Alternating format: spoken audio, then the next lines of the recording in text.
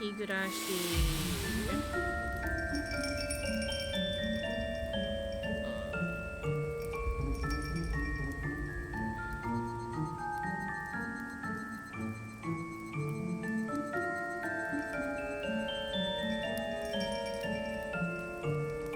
Death mark broke. Higurashi. Spooky month. Save. Okay, well.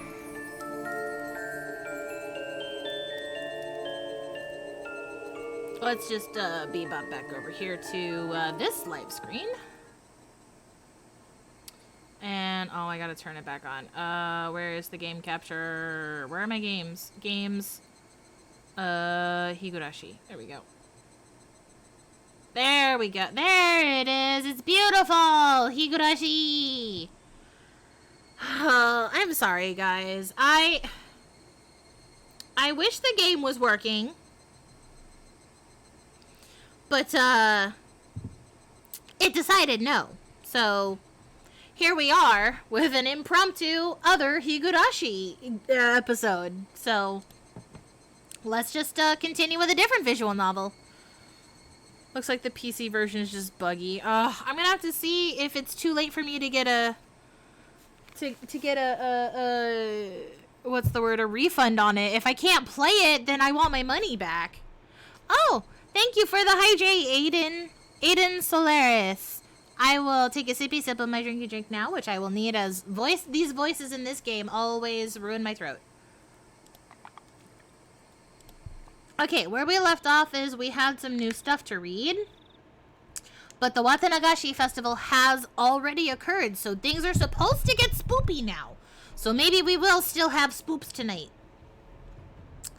Honjo couple's falling incident.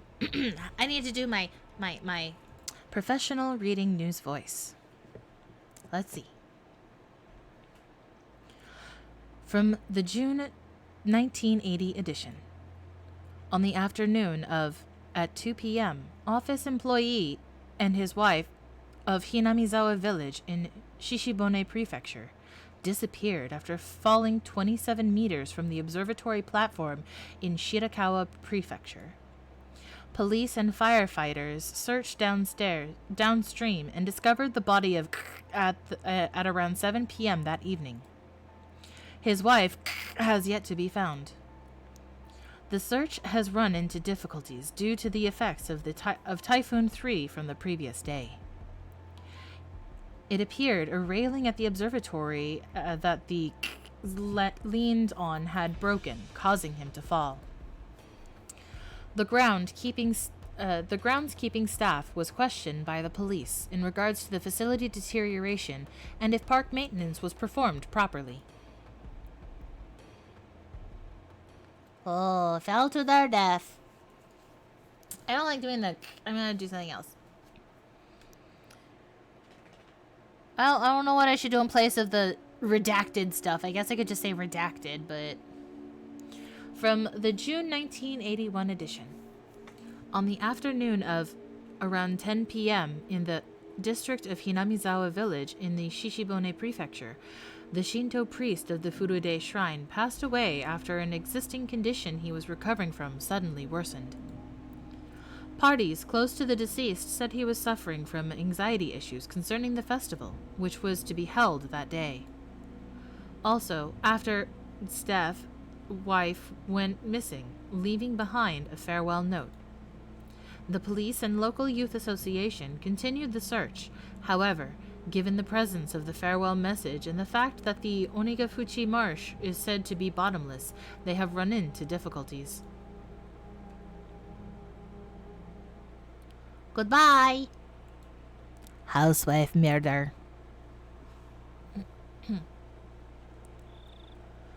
It wasn't reported in the newspaper. Oh, it's just not there. Radio log. What's this one? This is Okinomiya Station calling Unit 3. Unit 3, please respond. This is Unit 3. Loud and clear. Backup is heading your way. Hold position until further instructions.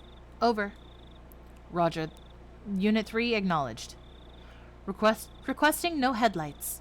Requesting radio silence. Station. The doctor has arrived. They want to carry it away. What's the order? Over. Acknowledged. Leave it to the doctor. Affirmative. Understood. Backup has arrived. Shouldn't we let them take a photo first? I think the Vic is done for. Oh. That's from a radio... Is that something that happened last night after the Watanagashi festival? Alright, let's continue. At least we know this game isn't broken. And I already preemptively bought the second chapter, so if we run out of game, I can always just load the second one. Let me just get some... Good morning! Nice job yesterday, Kei-chan. You didn't do so badly yourself, Mion. Yesterday was fun. Oh, that's right, Keiichi-kun. Thank you very much. For Mr. Bear. I'm glad you like it. Don't use it as a pincushion, though. I wouldn't. Still chatting happily, we entered the classroom, but the moment I stepped into the room, a splashing sound and a nasty sensation. It was a bucket filled to the brim with water. And unfortunately, my foot stepped right into it. My now! How diligent of you to mop the floor this morning! Clomp, clomp, clomp. Whip, bip. Ah! Cage just unplugged my forehead! But duh. You should set a more brutal trap next time. Me. Seeing that, Reina began to swoon as Mion looked on dejectedly.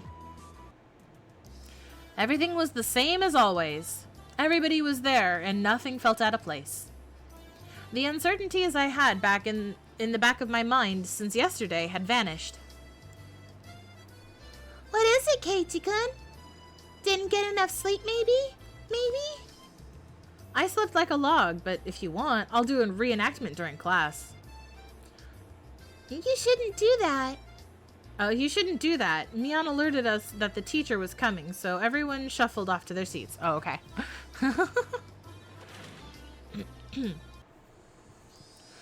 Good morning, everyone. So yesterday was the festival. Thank you to all the people who stayed until the very end to help clean up. We were all slackers, so none of us actually helped clean up. Actually, I had a feeling that the only thing we did was run around the festival and cause a ruckus.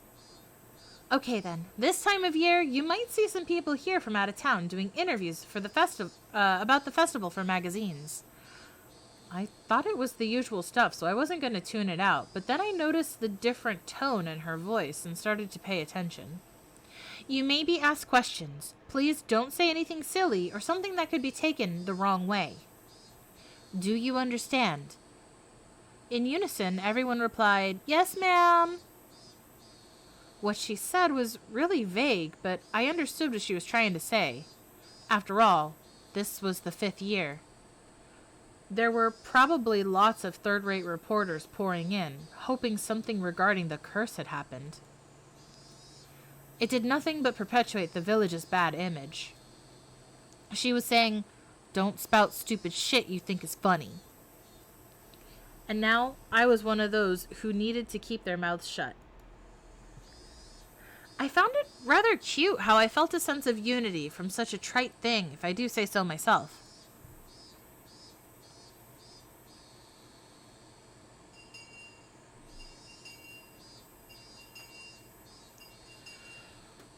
Yeah.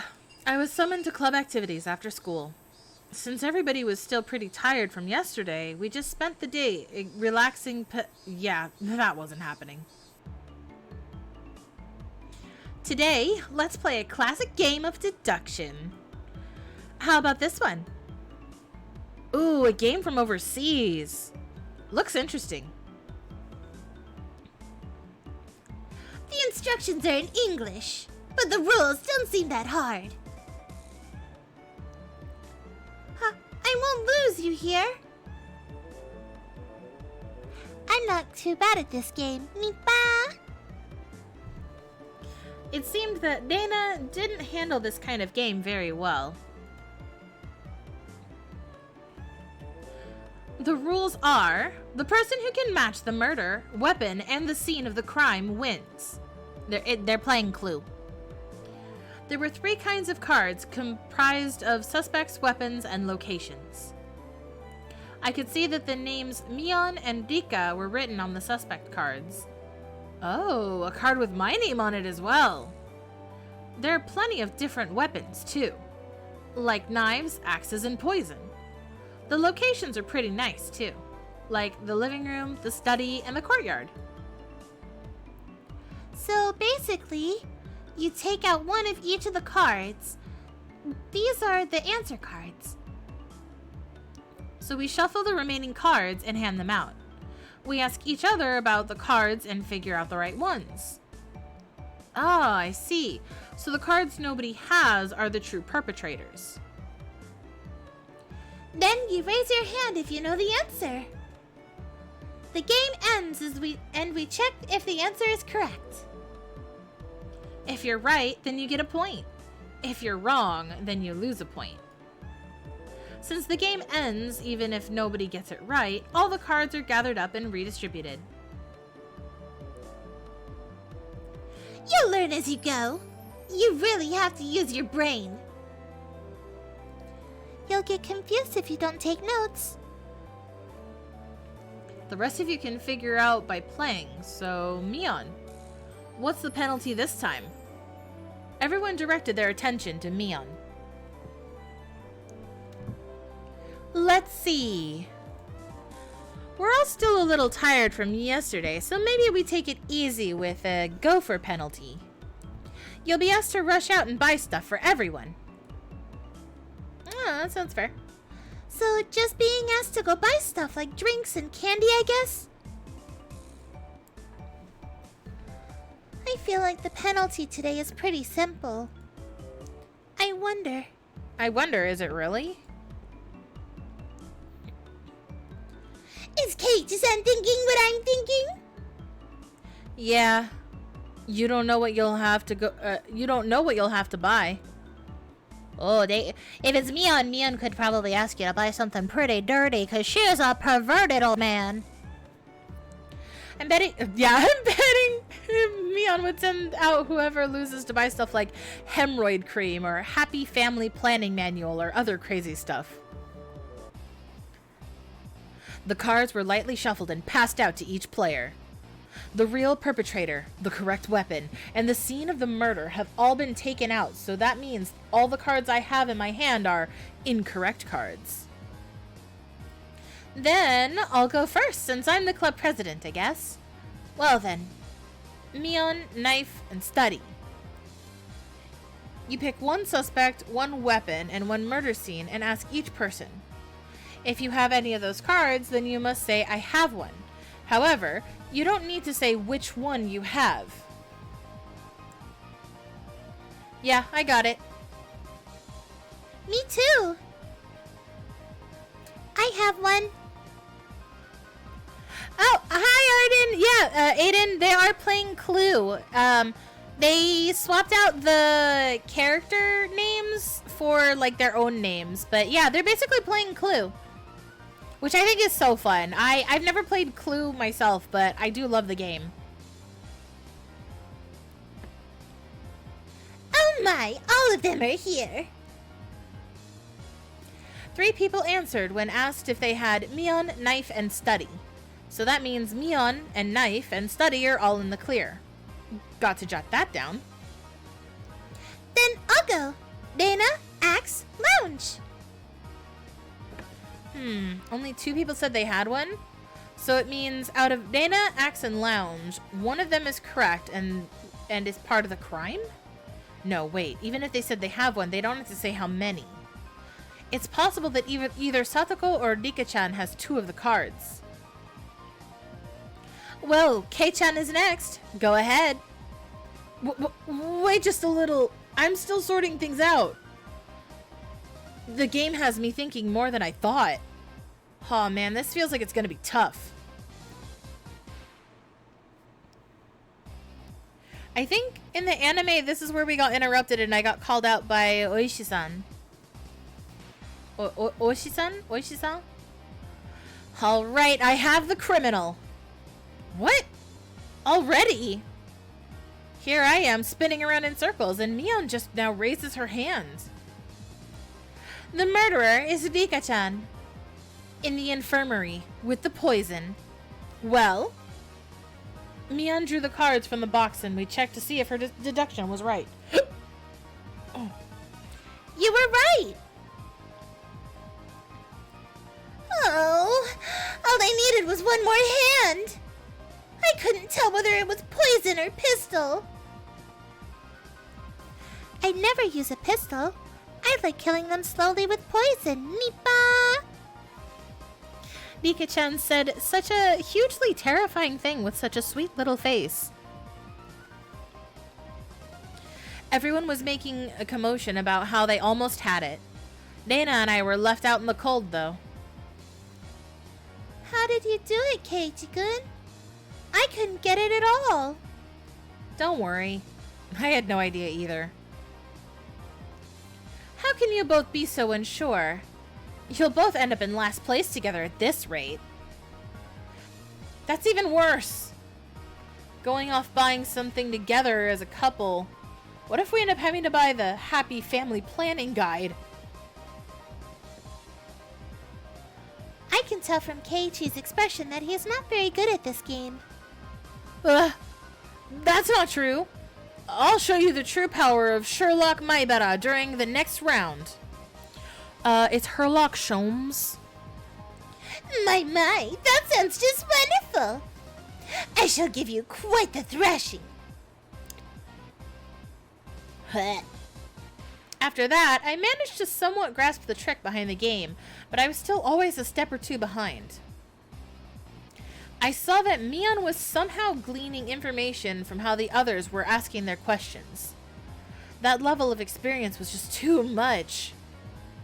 The only way I could stage a comeback was if I became ruthless. I tossed out the simple concept of deduction and switched over to the thought process needed to win. The important thing isn't to find out the criminal. It's to win at the game. Eureka! What? What did you eureka? Sorry, I need to go to the bathroom.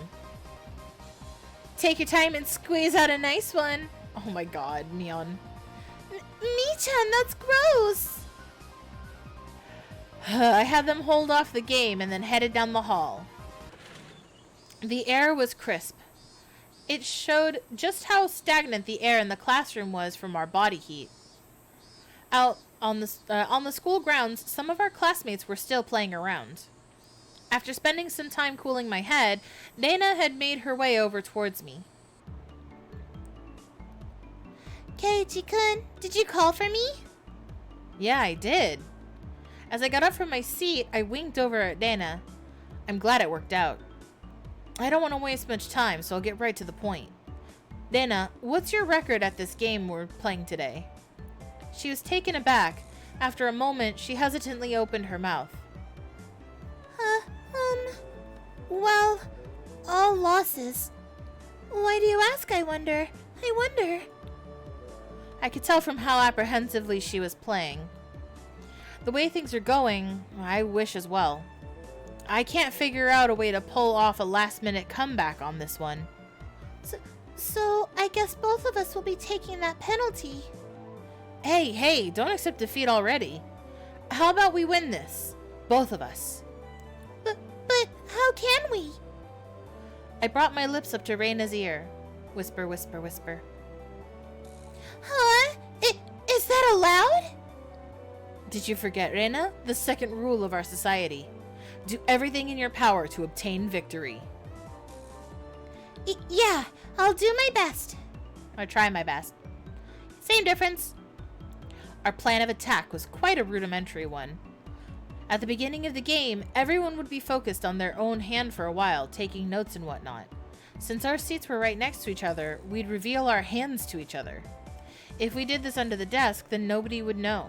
We'd begin the game with twice as much information as everyone else. Having this much information would mean we'd need to investigate less. With this sort of plan of attack, we'll start off with a big lead over the other guys. Yeah, with this, we can probably win. We both smirked at each other. If I was the shady businessman, then Reina was the corrupt senator. Pleasure doing business with you. Then let's hurry back. We'll work as a duo to surprise everyone. Hey now, there's no point in going... Oh yeah, let's surprise... I don't know which one said it, but... Hey now, There's no point in going back, if we go back together. It would be like flat out telling them that we made a little arrangement. Oh, sorry. And then what should we do? Go back ahead of me, Reina. I'll take my time coming back after washing my face or something. Okay, got it. Bye, Reina. Reina turned around and headed back to the classroom. I guess I should wait a bit longer before going back. If I went too soon, it would seem like I went to the. It wouldn't seem like I went to the bathroom. If Mion or one of them suspected something, then there could be problems. Well, they'd figure it out sooner or later because both Reina and I would start winning over and over again. Both Reina and I would have earned enough points to avoid being losers by the time Mion realized what was happening. Excellent. Not bad at all. Maibara-kun, may I have a moment? Huh? It's the teacher. Man, things were just getting good. What is it? I'm a bit... You have a guest. Please make your way to the entrance. A guest? It's not like I own a hotel. They have been waiting. Please hurry. It was rather unfortunate that I'd have someone waiting on me right before my big match, but I was more interested in the unexpected guest. I didn't want to waste any time, so I decided to take care of it quickly. The entryway was a heavy contrast from the hot sunlight and deep shadows. Oishi-san! Waiting there, looking uncomfortably warm, was a middle-aged man, his tie sloppily loosened and his jacket tucked underneath his arm. Are you Maibara-san? Keiichi Maibara-san? There was no question that he wasn't a resident of Hinamizawa, and that this was without a doubt the first time he had met me. Ever since I met Tomitake-san, I'd been running into so many middle-aged men. That's right. Who might you be? I have AC on in my car. Let's talk there. It's a bit hot here, don't you think? Okay. The man, completely ignoring my question, pointed over to his car parked near the gate and began walking. You've got to be kidding me. I have no intention of going along with some geezer I didn't even know. And he was asking me to get in his car with him? Hello, creepy candy van. I'm not going to bite. Come on now. He opened the back door of his car and called me over. I didn't like this old man, but I wanted to know what this was about. Even while knowing that the conversation that start out like this never led to anything good. A little bit worded weird, but got the point across. I still love that these are all like real life photos that just have filters over them. The inside of his car was pretty cool. Cars with air conditioners were supposed to be a luxury. My dad didn't have one in his car, at least. Please let me know if it's too cold for you, okay? I have a habit of cranking it all the way up. So, what business do you have with me? Out of spite, I decided to ignore his remark in the same way he did to me and started my own line of questioning. He pulled out a notepad from his pocket and took out a picture that was stuck between the pages. On it was the face of a pretty goofy-looking guy. If you know anything related to this individual, then please tell me. Who the heck is this? I doubt even his close friends would be able to recognize who he was from this expressionless picture that looked like it was taken at the DMV. There were scribbles on his shirt done in permanent marker. Starting with yours, Maibara-san, and quite a few of your classmates signed as well. Huh? This is Tomitake-san? There was no hint of his usual unreliable and easygoing personality in this photo. It was an expressionless, half-asleep face. Then, do you know this woman? Even before seeing it, I had a good idea of who it was. I don't remember her name, but she's some lady who was with Tomitake-san last night. I didn't know what her name was, but I did know she was a resident of Hinamizawa. Well, when was the last time you saw these two? The night of the Watanagashi. We spoke. They seemed pretty close, I guess. Did anything bother you about them? Anything is fine. Go ahead and say it. Being asked for every little detail is very troubling, honestly. I had a pretty good idea of who this guy was by now. Did something happen to them? There was no response to my inquiry. Thus I replied to that silence in kind. I was pretty sure, no, certain, that this guy was a cop. Then why?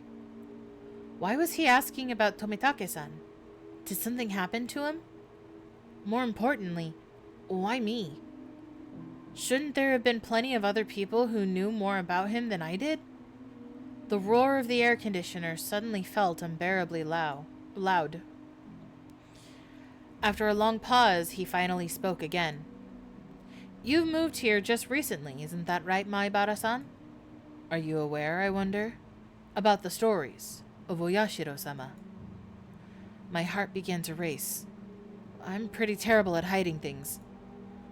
It probably showed on my face. Not at all? If you don't, then that's fine. Well, I have heard of it. Tomitake-san told me, actually. How much do you know about it? The dismemberment killing, the accidental death, the death by illness followed by unaliving, and the lady who was beaten to death. The incidents that always happened the day of the Watanagashi, ending in suspicious deaths. I didn't think Tomitake-san would have kept anything from me. I think that was everything. No, rather, I didn't want to think there was anything more than that. Do you know of that, well, curse, Maibara-san? Feel free to speak openly about it. I don't believe in it. My answer was instant. It wasn't so much that I didn't believe in it, as I was on the verge of believing it. I wanted to clear away my doubts, or my own doubts. That was the more prominent feeling. Really? Then that's great. Guess you really are one of those city-raised boys. So what if I don't believe? I have friends waiting, so could you get to the point? The man in this picture is dead. My mind went blank. Huh? What happened to Tomitake-san? It would seem that he died last night. That was the night of the Watanagashi. Do you understand the implications behind that, Maibara-san? Implications? Not at all. Not any for the cause of his death or the reasons behind it. The real problem was that he died on the day of the Watanagashi. Meaning, this year, the curse of Oyashiro-sama had once again. The death of Jiro Tomitake is still confidential. You can understand why that is, right? I didn't want to understand why. Please tell me. Tell me what happened. It was rather peculiar. It might be a little too graphic for someone born and raised in Hinamizawa. It was a roundabout way of saying it, but it caused me to doubt whether or not I wanted to hear the rest. I would only regret forcing myself to learn of something I shouldn't. Or at least, that's how I figured I would feel if I listened to the rest. One of our patrol cars discovered the body on the way back from a security detail at the festival. Oh, this was the radio call from the tips that we read. It was late, about 5 till midnight. The location was, you know where the road into town becomes paved, right? Down past the slope, on the shoulder around there. There were few streetlights on that road. Its pitch-black darkness was only broken by the lights of passing cars and the moon. It was a stroke of luck that Tomitake-san was spotted collapsed on the shoulder of the road. Tomitake-san was face down, covered in blood. Blood and muck covered the asphalt. We thought it was a hit and run at first. But when the officer checked to see if he was still alive, he quickly noticed something abnormal. His throat had been ripped open. From a knife or something? No. Nails. Nails? As in fingernails? With those he clawed through? From the coroner's report, it was revealed that it was with his own nails. Huh? What does that mean? Basically, it means it wasn't murder. It was an unaliving. Tomitake-san thought there was a reason to tear open his own throat. As hard as he could with his own nails. Tore through the skin until he started to bleed. And even then, Tomitake-san didn't stop. He continued clawing. With enough intensity that it could have peeled off his nails, still clawing. Still clawing. And then, as his nails reached those vital arteries that you should never damage, he continued clawing. Blood splattered on the ground around him. As he bled, while gasping for breath, he collapsed, his body spasmed, and he died in agony. We went through drugs. We thought drugs were to blame, but nothing of that nature was detected. But this, it was... I've never heard of such a thing. This unnatural way of dying. Oh, I hate that buzzing. Oh, God. Ow, my ears. If this wasn't a mysterious death, then what was? The way he died in these 5 years, his death most resembled that of a curse. As if to show both myself and Tomitake-san, who proclaimed there was no such thing as a curse, that we were wrong. There were a few more suspicious details. From his body chemistry, perspiration, epilation, and so on, we concluded that he was in a state of hysteria right before his death. That was a given. It's hard to believe someone could be in a sound state of mind while clawing out their throat. Wounds on his hands matched the discarded piece of lumber found nearby. There are traces of where he struck trees and the guardrails with it. Tomitake-san's blood was found all over the place, meaning that while tearing at his throat, he was swinging around a piece of lumber. There were external injuries, which were not self-inflicted, discovered on Tomitake-san. There was a high probability Tomitake-san was assaulted. The external injuries suggest there may be multiple suspects. To summarize, Tomitake-san was surrounded and attacked. While wandering the night road in a state of panic after being cornered, he picked up a piece of lumber and tried fighting back. Somewhere in there, he began madly tearing at his own throat, clawing at it. Then, he died.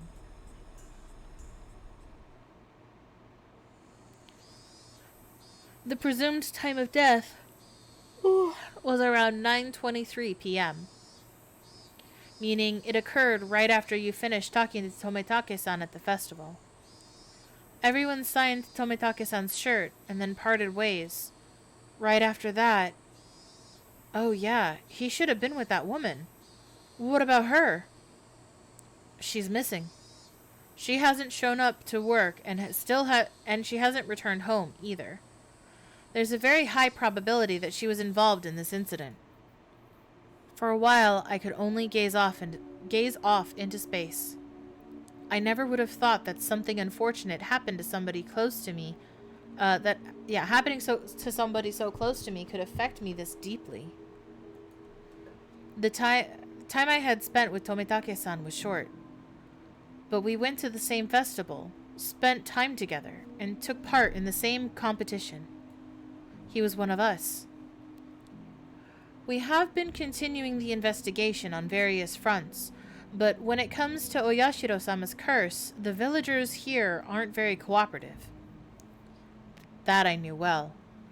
I would have been none the wiser if not for Tomitake-san, the outsider, telling me.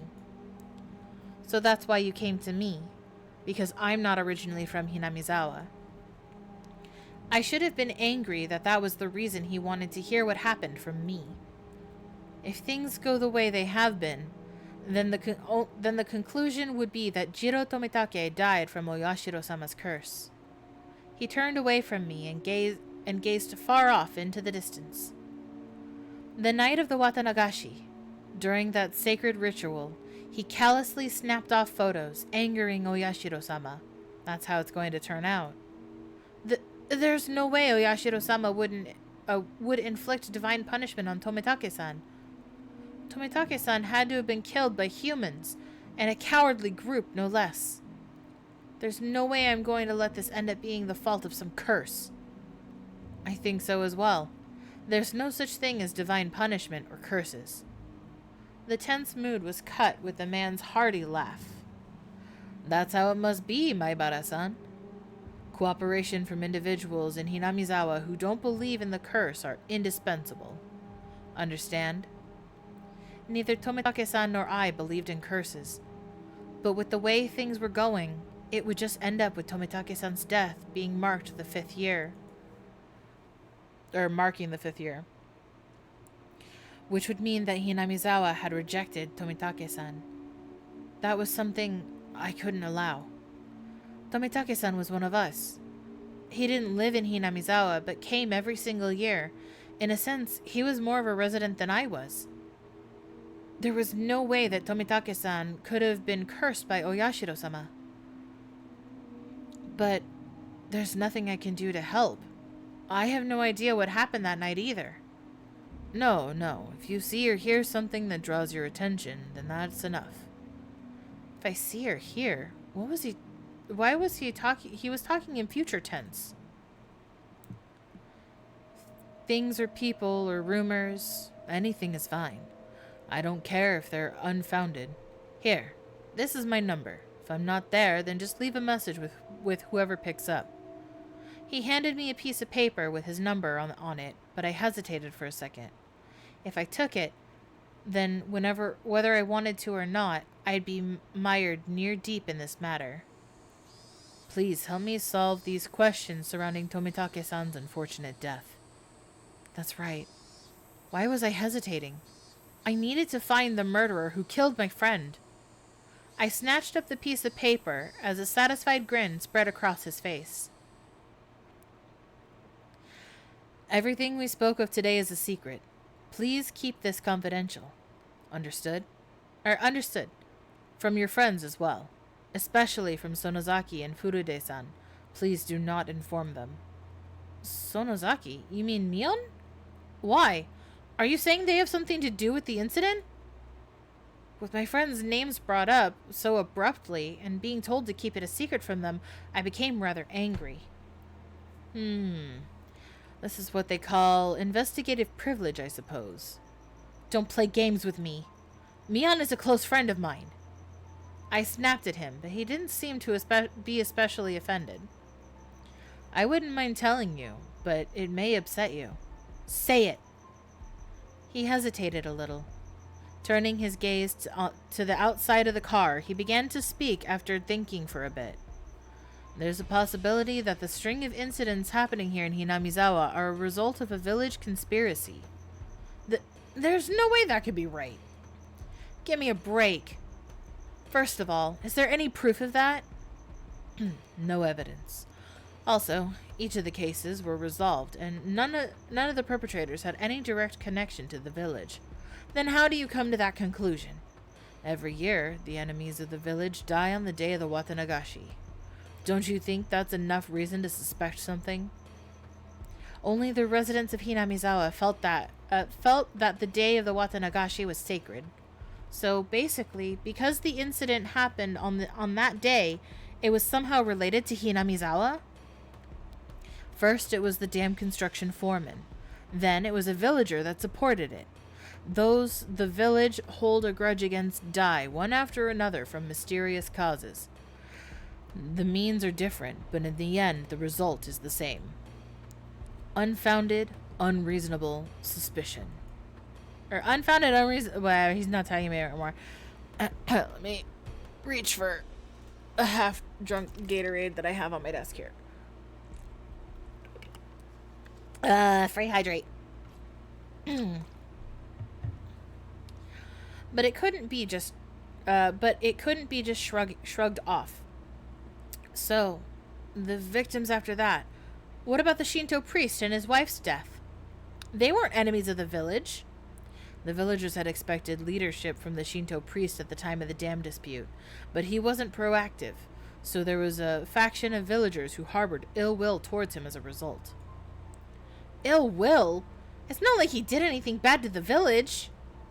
What about that housewife after that? Did she die just because she was the wife of the brother of the supporter? That's such a trivial reason to kill someone.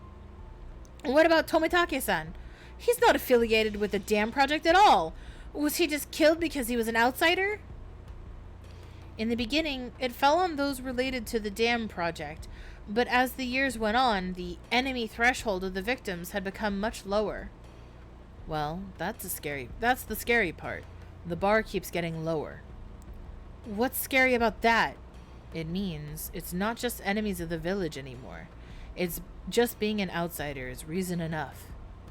Then, next year's victim, they're just going to be picked out of the village outsider pool? It might be a person that just moved here. What do you mean by that?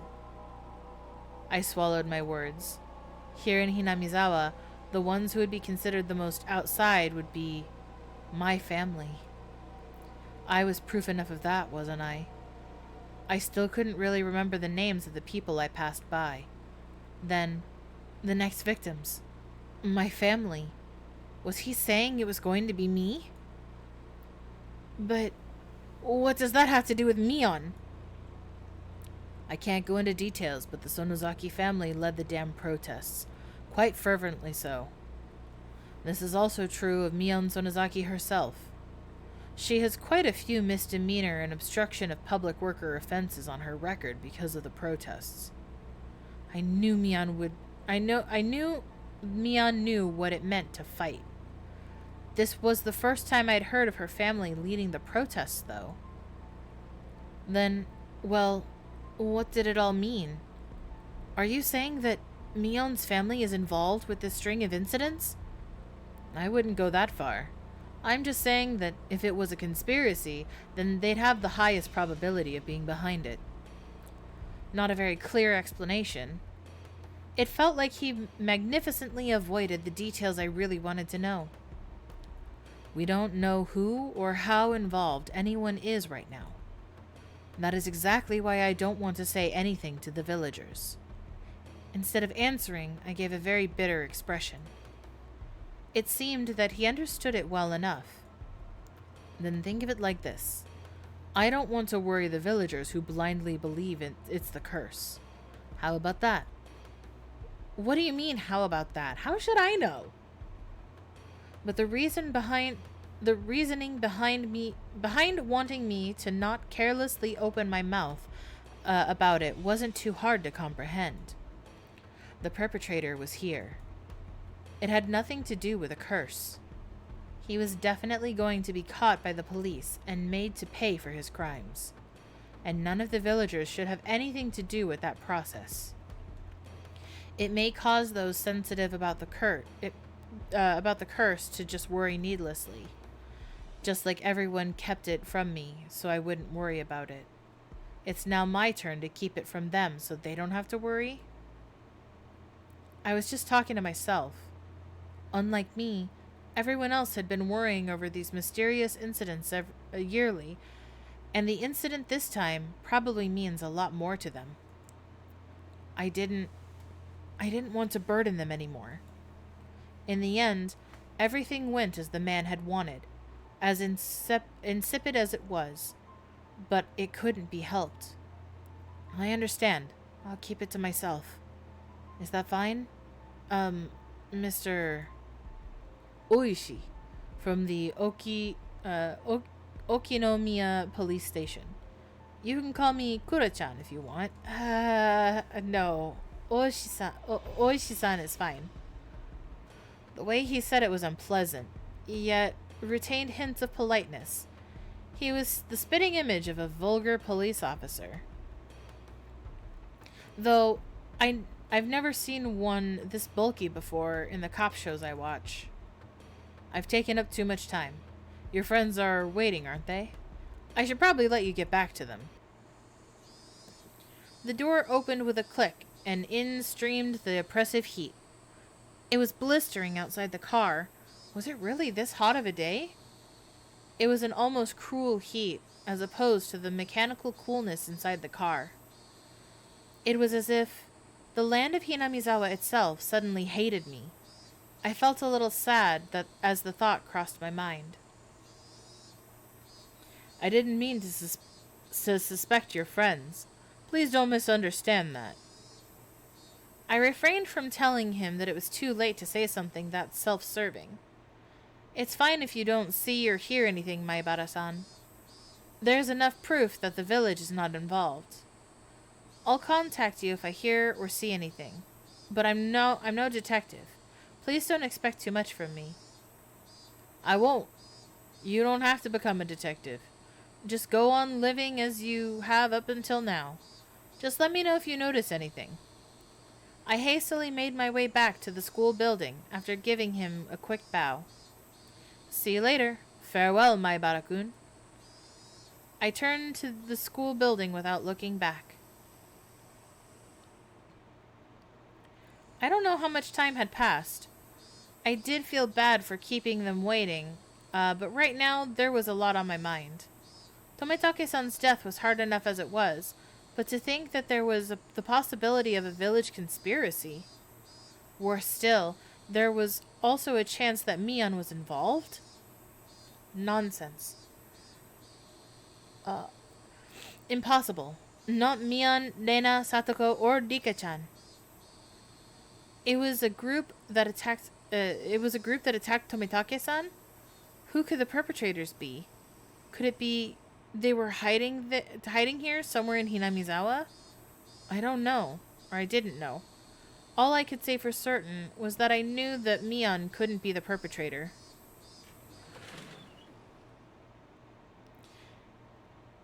It's Mi-chan, the perpetrator. Huh? I was startled to hear Reina's voice. With the rope in the lounge. Nope. No. Reina clutched her head while flailing about. Looks like you just self-destructed over here. Wow. Keiichi-san, you're quite late. As you may well know, I'm seething with anger. Sorry about that. I was called to the staff room, you see. You were reprimanded for bad behavior? That's a shame. Me. Well, it's been pretty heated over here. Since it's getting pretty late, let's make the next game the last one. If I remember right, I had 0 points. Isn't it pretty much decided that I'm going to be finishing in last place? Don't worry, Keiichi-kun. I'm at -1 points. Oh. The heck? Her score is lower than mine, and I wasn't even playing. This is the final match to decide if the penalty is going to be carried out by Reina-chan alone, or both Kei-chan and Reina. Yeah, right. Just let Reina do the penalty by herself. We made a promise, Keiichi-kun, that we would both win. I waited all this time, you know. I'm sorry about that.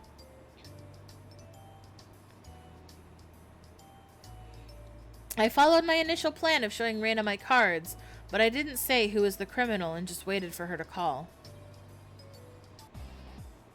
I got it! The murderer is me, with the poison at the entrance. Is it? Ah. My, Reina. So quite a quick answer. Another stab in the dark, or... Reina's correct.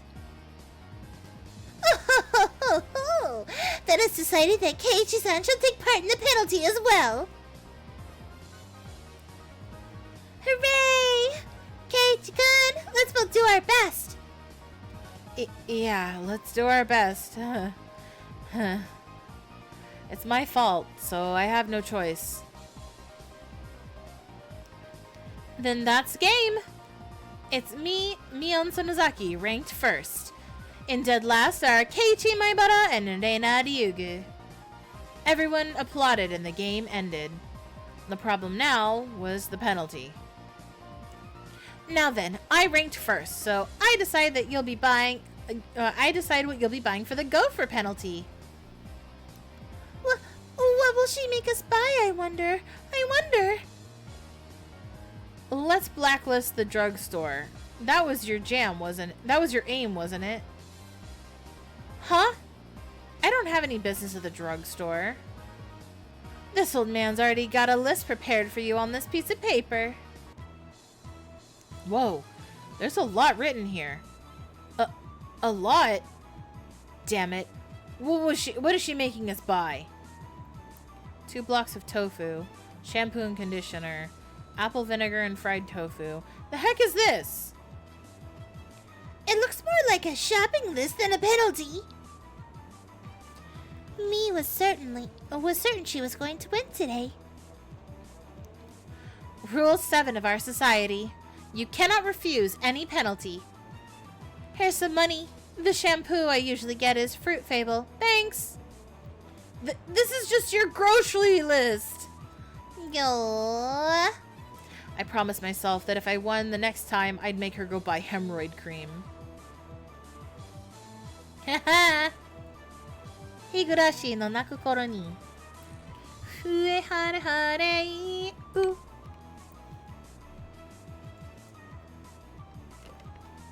You can continue. Oh, new tips already. There are more than 4 perpetrators and search force. Okay. Received an unexpected report. That was a very eventful chapter. Our friends were solving fake murders while we learned of a real murder. Okay, there are more than 4 perpetrators. Let's see. Also, do you prefer to be called Aiden or Solaris or any preferred nickname or anything there? Since I've got you in the chat with me tonight? Oh, let me sit up. Self-posture check. Let's see. Hypovolemic shock induced by clawing out their own throat. Aiden or Soul should be fine. Okay. Aiden or Soul. I will try to remember that. Thank you very much for letting me know. Tissue is packed under the nails, not someone else's nails. It's undoubtedly by the individual's own nails. The shape of the scars also matches. Yeah, I know the immediate cause of death was unaliving. I get it. You're saying the cause of death is unnatural, right? It's kind of like when your back itches and you scratch it a little too hard and draw blood. Only you just keep scratching. Some of Tomitake's fingernails had been pulled out. Oh, that gave me such an ugly sensation. It's actually quite simple to pull out one's own nails. Please listen. I don't want it, but it really hurts. Under normal circumstances, the pain would prevent you from completely pulling them out. Oh God, it's giving me icky feelings in my brain to read that. Also, there were a lot of bruises on Tomitake's body. It's clear from the shape of them that he was assaulted first by someone or a group of people.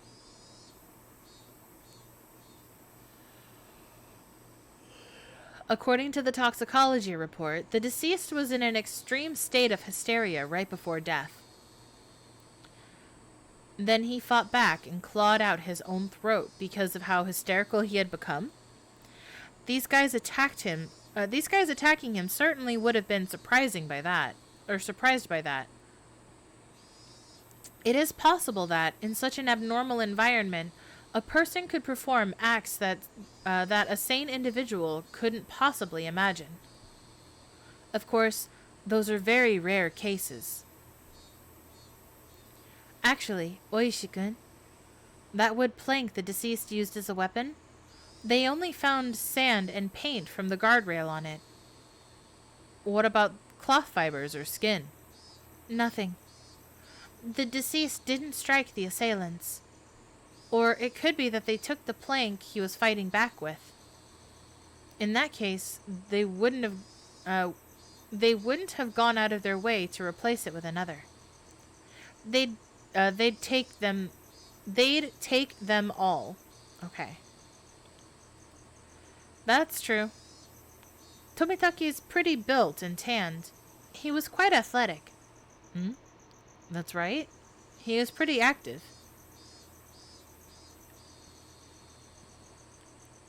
I can't imagine what kind of sports he did when he was alive, but I think his physical strength would be on the higher side.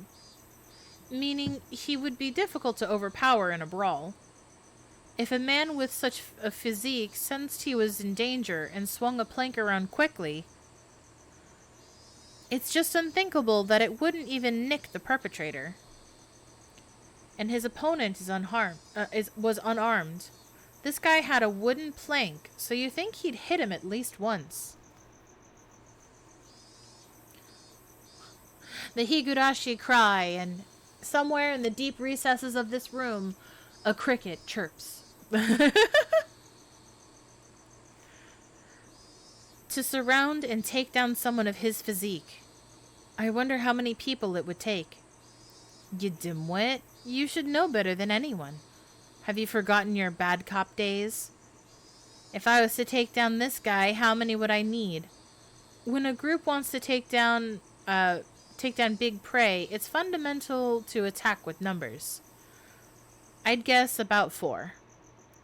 Even if there was a gap in their strength, they'd manage. Then there were quite a few perpetrators.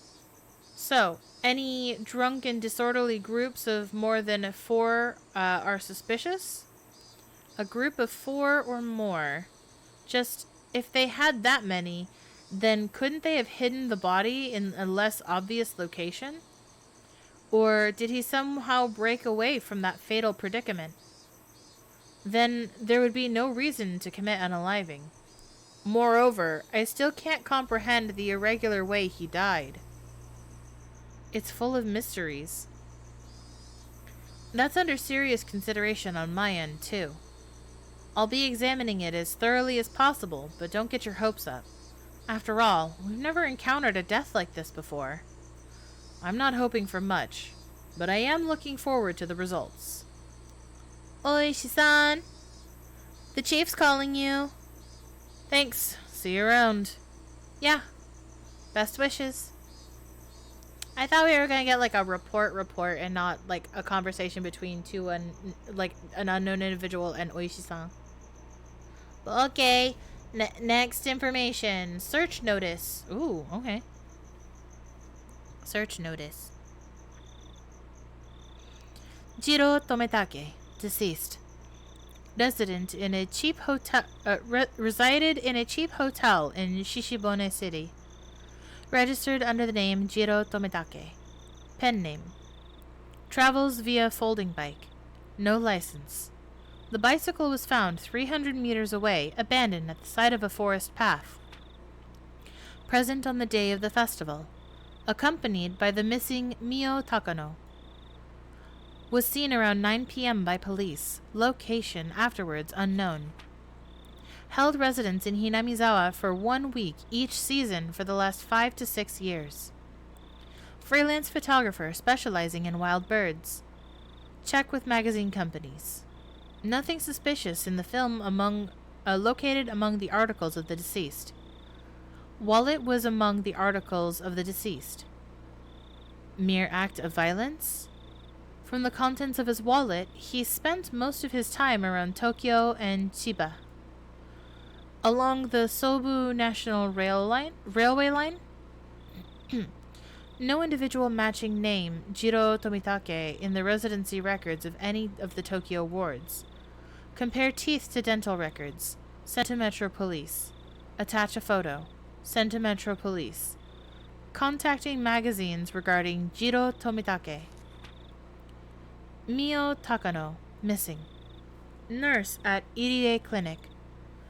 Became close to Tomitake through her passion for wild bird photography. Resides in Okinomiya X District. Single. Witnessed accompanying Tomitake on the festival grounds. Currently missing. Abducted? Or maybe a suspect. An important person of interest. Had no motive to kill the deceased. Squabble from jealousy? No, need to thoroughly investigate their relationship. Place of work, etc. Need to get... what? Okay. I guess it registered that I hit something. Need to get information from the police on scene. I want some cream puffs. 4 jumbo ones. Oishi. I'm hungry. I want a snack. All right. Let's continue on. Yeah, big mood on the cream puffs. Indeed, Yuzu. I could go for some cream puffs. I can only have one, but I could go for some cream puffs. Actually, I still want... When Ane was over a couple days ago, I said I wanted vanilla ice cream with chopped bananas in it and vanilla wafers, and I still want that very badly.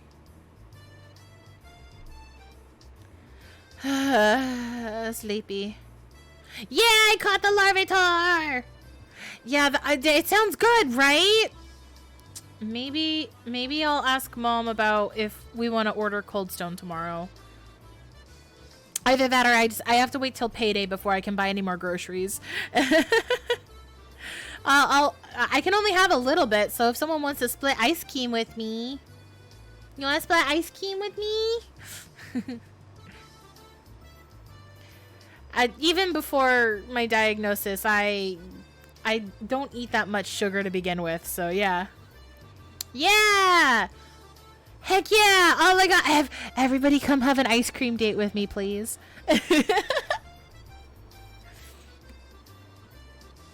Oh my god, Yuzu, you know, we still gotta hang out sometime, absolutely. Oh, hey, Jelly Bear. It has not gotten spooky yet, but we're getting close. We got to the point where we've discovered that Tomitake-san has been murdered. And so we're about to get to where things start to creepify. Yes, we have to get the matching curse tattoos. Listen, I'm gonna message you later. I legitimately though, Yuzu, if you want to get those, I will get those. Like, we can pick a matching place and everything. I will get a matching curse mark tattoo with you. I'm not even joking. I will 100% get that tattoo with you. Whoa, that was a really big yawn, Keiichi-kun. I'm usually awake once it's time to eat, but it doesn't look like I can do it today. So baby, but I definitely want to try. Well, we can find a place that has numbing cream. I mean, I can do it with or without, but numbing cream makes it easier. Tattoos, depending on where you get them, don't hurt that much. It really just feels like someone's just scratching at your skin in the same area. And if we get the tattoo not too big, like if we just get it at like a decent size, it won't hurt that much. You just got to make sure you have like Aquaphor to put on it afterwards and stuff, and you make sure not to like lay on it or put soap or scented lotion on it for a while. Like, you know, there's steps to do, but it's not as bad as you think, believe me. Yeah, I think the worst one I had was one that I got like on the top of my foot and ankle. That one hurt the most, but that was because it was mostly like on bone. But if you pick a place like on like your thigh or your calf or even on your forearm, it's not that bad. It's really not that bad. I say as I have 4 tattoos. And I want more. I want to add more to my left arm where I want to get more Shadowbringer tattoos for Final Fantasy XIV. I have one designed to add to my jobstone, but I want more tattoos. But I'm poor. Yeah, my most recent one was actually earlier this year. I went and got a little ghost face tattoo when I went to go visit Autumn in April, and we went and watched the D&D movie, and then immediately went and gotten tattoos afterwards. Yep, I'll take a picture and I'll show it to you later. It's really cute. I like it. It was just like a $40, $20 tattoo or something. Yeah, ankle tattoos aren't too bad, but it's just like an example of the more bony the area is where you get a tattoo, that's where it's gonna hurt more, but it's not that bad. It just, I mean, it does also depend on your pain tolerance, but the more muscle or fat in the spot where you get the tattoo, the easier it is to deal with. That and numbing cream helps if you're not certain. I was watching TV until late last night, so I'm tired right now. Was one of those raunchy TV shows you love so much on last night? How extremely vile! Don't jump to conclusions. I do have an outer ankle tattoo partially on bone, but it wasn't that bad. Is this the same as the one that I have? Is this our matching one, Ane, or is that a different one? Because we have the bumblebees. I remember we didn't have numbing cream for that one, so it was just kind of funny. Oh, the other one. Okay, yeah. That one's more like on the ankle rather than on top of the foot. So that makes sense. Yes, I remember that one. I have to check with Mom about one of the things later on for the memorial thingy for the weekend. Ane, I'm gonna have to message you about the tattoo thing if that's still a thing or not. And then I gotta figure out what I'm gonna get, if it is. I want more tattoos. Anyways, I need to stop. I need to focus. But yes, Yuzu, like, hit me up. We can go get tattoos anytime. I'm just saying, anytime. That's fair. Ane, yeah. I mean, I've also got a high pain tolerance too. There's a reason why we resonate so well. It's perfectly normal for boys. Nothing to be ashamed about. Oh, it's perfectly normal for boys. Nothing to be ashamed about. Rika, not patting my head only made me feel worse. Could you just let me pass out this lunch break? No, seriously. My, you think I would just sit here and allow that? I'll get really angry if you disturb me. Really angry.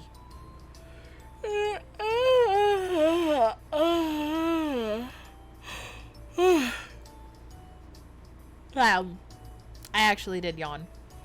I was acting at first and then it turned real. This was just dreadful. Just so sleepy. I slumped my head onto the desk and drifted off into an afternoon nap. It seemed that Satoko had responded, but I pretended not to hear. Cut it out, Satoko-chan. Cut it out, Satoko-chan. Keiichi-kun fell asleep. His sleeping face, so cute. You can take him home later. Let him be for now. Let's move over there. It'd be rude to Keiichi if we bothered him now. Rika-chan really is a good girl. It's hard to do voices if I don't know who's talking. Let's not wake him up, even if the teacher comes back. I take that back. The excuse that I didn't sleep much last night was because I was watching TV was a lie. I was in bed at the usual time, But because of the conversation with Oishi-san that afternoon, I didn't get much sleep. Just spending the day like this is almost as if the incident with Tomitake-san didn't happen at all. It made me think, was Oishi-san just trying to deceive me? But it was probably the truth. One thing was certain, I couldn't speak to anyone about it. He wanted my assistance, but I really didn't know anything about it. If I knew I was going to be of any help, I probably wouldn't. If I knew I wasn't going to be of any help, I probably wouldn't have listened in the first place. It ended up with me, again, regretting learning something I didn't need to know. If I had never learned about it, I would, without a doubt, be goofing off with the rest of them right now. I couldn't help but resent Oishi-san for this. Huh? When was that? I heard he wasn't there the next day. It appears he vanished the night of the Watanagashi. Mion whispered to keep the others from listening, but I could hear it clearly. On the other hand, Reina's voice was even harder to pick up, but I could still tell that she was quite upset. It couldn't be. Are they talking about Tomitake-san? Nli? Itake? Not sure. That's all I know. I would have been able to feign ignorance about this topic because I needed to keep it a secret. Rather than waking up and being forced to lie to join the conversation, it was much easier to just sit here and pretend I was asleep to listen in on their discussion. Wait, why did I have to pretend to be asleep while eavesdropping on my friend's conversation? The guilt stung. So me and the others, right? Too. But they don't know if it's from the curse or if it was onikakushi. Onikakushi? Onikakushi? Oh, onikakushi. Okay. Onikakushi. Because I wasn't spacing. Onikakushi. I know words. Onikakushi. Demoned away. To be hidden away by demon? What a mysterious phrase. I did, however, get the feeling it meant nothing good. Has it mentioned my throne at all, or is it just doing the... It's only doing the Ko-fi page. I have a throne, too, but it's not posting the thing for it. It's supposed to alternate between the two, but oh well, I guess. Yeah, there was another, right? Right? If it's Oyashiro-sama's, yeah. But, this year, at all? Grandma and the mayor had talked about it. Seems they talked to the police about it beforehand.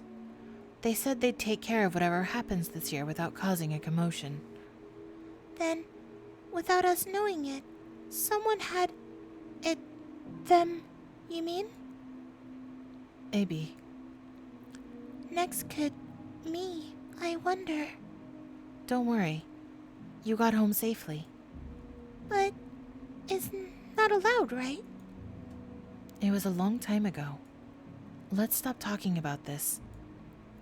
Amidst the uncomfortable mood, both of them went silent. The entirety of the conversation was still a bit unclear, but a few parts caught my attention. First of all, the term onikakushi.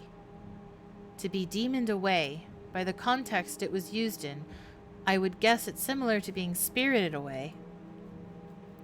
I suspected what it meant because Tomitake-san and the woman, it really bugged me that I don't know her name, vanished after Watanagashi. The next thing that stuck out was when Reina said, "There's another one, right?" Mion also said, "If it's Oyashiro-sama's, yeah," responding to something. If it's Oyashiro-sama's curse, then there had to be two victims. Is that what she meant? Come to think of it, I remember Mion saying at the beginning that they didn't know if it was from the curse or if it was the case of onikakushi. It seems that the curse and being demoned away are different things, and they were phenomena that were paired together. I recalled Tomitake-san's terrible end. That wasn't something as elegant as disappearing. That horrendous end would best be described as cursed. Then, the woman with him, it meant she vanished because she was demoned away? What I do know was that there's normally an even number of victims in the curse proper. And the last point that bothered me was Reina. Reina was frightened. For what reason, I didn't know. However, she knew that something had made her a potential target for Oyashiro-sama's curse. If I recall correctly, Oyashiro-sama should be the guardian deity of Hinamizawa. Isn't a guardian deity supposed to defend the citizens and drive out invaders? If I recall correctly, yesterday, Oishi-san said that originally the targets were enemies of the village, but recently there was no longer any distinction between them or regular outsiders. But if that was the case, then I would think that I'd be the more likely target, having moved here more recently than Nena. From her composure, she could infer that she was grimly certain that I could infer that she was grimly certain that she would be next. I should probably relay what I just heard now to Oishi-san. Informing the police of what I heard by eavesdropping on my friends while pretending to be asleep. It made me feel terrible. It raised a few questions and left me with a bad taste in my mouth. Would it be better not to seek the answers to those questions? As I continued to learn more and more, I felt like I had fallen past the point of no return.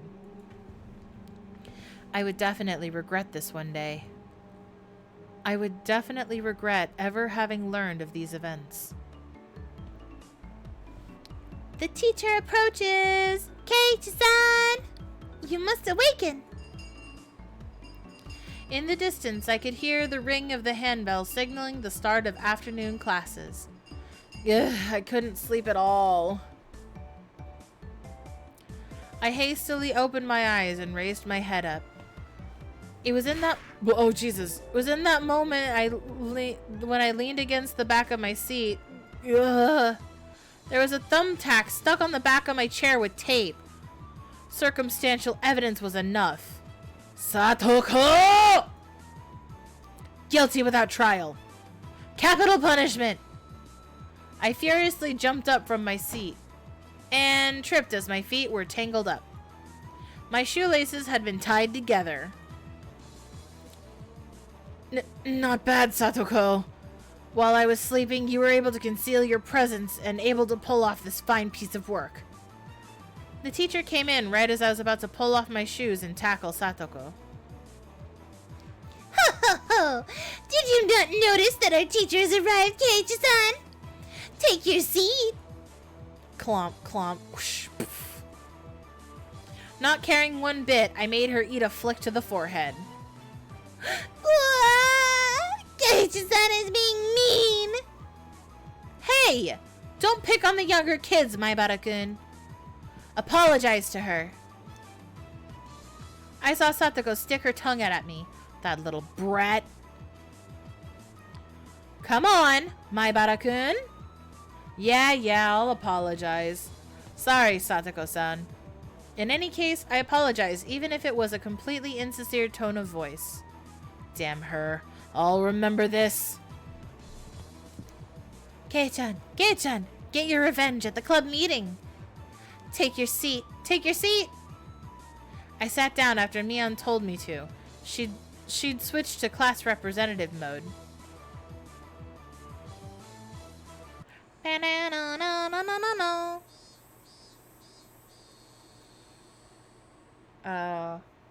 Hello? Oh, okay. After school. With the boring classes finished, school was finally over for the day. Now then, what to do for club today? Personally, I would like to play that deduction game one more time. I was hardly able to play last time because of Oishi-san. Dana and I weren't even able to test out our strategy. That's right! Today, Keiichi-kun and I will be victorious! What should we do? We've never played the same game 2 days in a row before. Why not try asking me? Mion looked over her shoulder. As we made eye contact, she slowly tapped her palm with her fist as her face suddenly lit up. Oops. I completely forgot. I need to go help my uncle today. Sorry, guys. Not today. Helping your uncle? Aren't you a little goody two-shoes? Sorry, really. I really did forget. Well then, sorry guys. This old man is heading back home now. Mion left us with that and rushed off to the exit after snatching up her bag. You see, Mi-chan, she sometimes goes to help out her uncle's shop in town. Ah, I thought she wasn't the type to get caught up in such bothersome stuff. She said that she gets paid for it. It's quite a bit of spending money from what I hear. I see. She was able to pay for that mountain of games with what she saved up from there. But wouldn't you call that a part-time job? Isn't that against school policy? There's a clause that states family businesses are excluded. Is that what she's calling it? So, what now? Pass on the club today? So, we're done today, I guess. Won't it be fine even without the club president? Let's do this! I opened the club locker and began searching for the deduction game from that ever-growing pile of games. Ah, here it is. The deduction game from yesterday. Man, I had to stop just as I was getting the hang of it. At the very least, I wanted to repay Satoko for what she did during the afternoon break. I do not mind, but is that fine for Reina-san and Rika? If Keiichi-kun wants to play so badly, I won't mind playing for a bit. I think it's better if we do it when we have everyone together. When she says it like that, I wanted to go shopping if there wasn't a club meeting today. Going to buy soy sauce and other things. Oh, that's right. I completely forgot. Well, I guess since it's been a while, I should go treasure hunting. What's this now? Everyone was no longer in the mood for club activities? If I kept on trying to push the matter, it may make them realize that I had a trick up my sleeve. Oh well, I'll give up this time. Man, I was really looking forward to playing it. I shuffled through the cards as if I was still caught up on it. At the next opportunity, I shall give you a sound thrashing. The murderer is Satoko. The murder weapon is pistol. Oh. Okay, there we go. Sorry. I accidentally yanked my headphones out, apparently. Oh boy. Sorry about that. Close this. There we go. It was you after all. What did you say? Then I'll just... Satoko looked through the cards on the desk and stuck out 3 of them at me. The murderer is Keiichi. In the lounge with the rope. I can't do Satoko's voice today because my throat is so thrashed. I don't need no rope. I'll just strangle you like this. No! Keiichi-san is such a beast. Phew. Well, I guess it's good that I got that out of my system. Sorry, I'm trying to fix my chat. There we go, like this. Jesus. All right. I'll remember this, Keiichi-san. She was used as a plaything for quite a while. How unfortunate. Cute, cute. Everyone got ready to go back home. I also helped gather up the scattered cards. I suddenly paused. They were just the suspect cards, but I noticed something strange. Rena, Satoko, Rika, Keiichi, Mion, Satoshi. Satoshi? Not all the cards were made by us. Or at least, every card besides this one has the name of a club member. Does this mean that this Satoshi fellow is a member? Was there someone in the class named Satoshi? I couldn't find anyone named Satoshi on the class roster stuck up on the wall. Keiichi-kun, let's hurry and finish cleaning up. Being rushed by Dana, I finished up quickly. Satoko and Rika-chan had already headed merrily for their lockers, so we were the only ones left in the classroom. Right now, Dana had already gotten her bag and was ready to leave. Dana, there must be quite a few people who transfer from this school, right? I tried asking Dana in a bit of a roundabout way.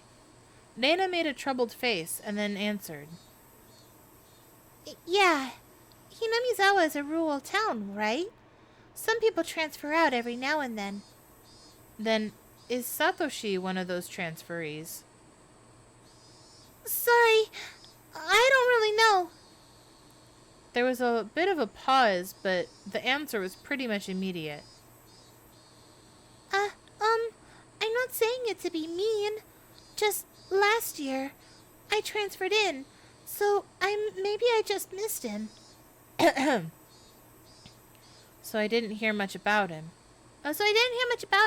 Sorry.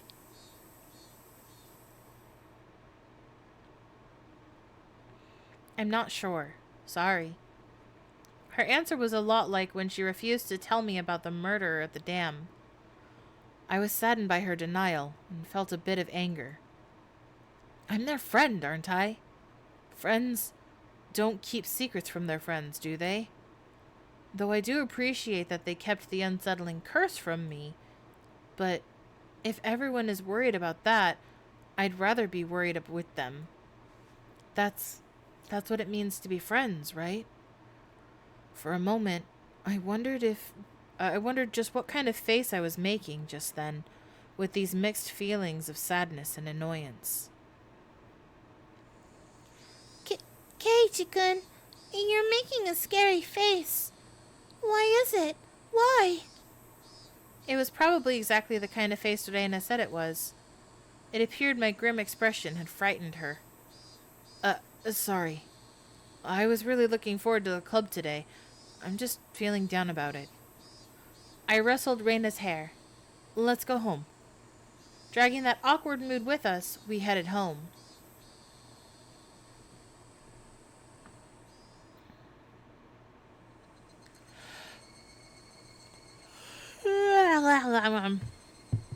A little longer just to make up for the game errors in Deathmark today. I wonder why. Why have I been getting this dumb feeling lately? I didn't know anything. I had nothing to worry about. I was just enjoying my everyday life. My long, outstretched shadow gave no answer to my naive inquiry. Keiichi-kun, are you tired maybe? Maybe? Dana timidly questioned the reason behind my mood. I'm sure my expression made the situation even more unsettling. You think so? Yeah. You seem to have been a little out of it ever since this morning. Maybe a cold? Physically, I was pretty sure I was in perfect health. It may not seem like it, but I've had perfect attendance ever since elementary school. Dana continued on since I didn't give her an answer. It could be that the fatigue from moving has finally caught up to you. It's completely different from where you used to live, after all. Of course you've gotten tired. There's so much you need to get used to and remember. Maybe that's it. Yeah, it has to be. Nana was also like that at first, too. I can tell, you know? You know? I wonder if Dana also experienced the slight bit of alienation last year that I'm feeling right now. Thinking so, I felt that she was the only one who could understand how I felt. I'd like to hear about when you first came to Hinamizawa. How was it? Feeling I had been drawn into the conversation, her face suddenly brightened. It was the same as Keiichi-kun. I didn't know the villagers' names at all. Michan and the rest were all really very kind, so I wasn't lonely. But I did feel a little bit out of place. Nana told me all the details of when she had moved here. All of her first acquaintances and surprises, worries, and good times. So, Satoko got you too? Yeah, there was a thumbtack put on my chair. Poke. Then with that, that really takes me back. When were you invited into the club? The first day? Nah, there wasn't a club at the beginning. It was formed partway through. One day, she said we could stay after and hold a big game tournament. Come to think of it, Mion did say she was the first club president. That means the club formed after she arrived, so she would have known who Satoshi is, because he was in the game. Like, his name was in there. Now I get it. This is a secret, but Michan used to be really bad at the beginning. She'd never win. Huh? Mion, really? I can't even imagine that. She had to do most of the penalties that she came up with. Seriously, don't tell. I can't believe Mion was like that. So she gradually transformed into a monster who used any means necessary to win during that time. Mion is at her best when she's fighting dirty. I began making more friends besides Michan after that, but yeah, it might have only been since you moved here that I finally felt I had gotten used to it here. I guess Dana had also been left in the dark about Oyashiro-sama when she had just moved here. I guess when they finally told me about Oyashiro-sama, I'd be considered one of them. I wonder when I'll finally be considered one of them. Huh? Did you say something? No, sorry. I'm just talking to myself. Keiichi-kun, you're so silly. Dana was poking fun and laughing at me, and I couldn't help but laugh as well. But suddenly I stopped. Then, after making up my mind, I spoke. Hey, Dana, is there something that everybody is keeping from me? Huh? No, not at all. You're lying, aren't you? Dana suddenly stopped. Her expression was cold and intense. What do you mean by that, Keiichi-kun? Her tone was still What do you mean by that, Keiichi-kun? Her tone was still the same cheery and light-hearted one as before. You are, aren't you? Keeping something from me. After understanding what I meant, her expression grew even more intense. Seeing that face, I regretted saying something so rash. But she came back to me in a way I didn't expect. Oh, that face! Yo, that face! Bro! Look at her face! Well then, Keiichi-kun, aren't you keeping something from us? Huh? Her tone didn't change, but it was the first time I'd seen that expression from Reina.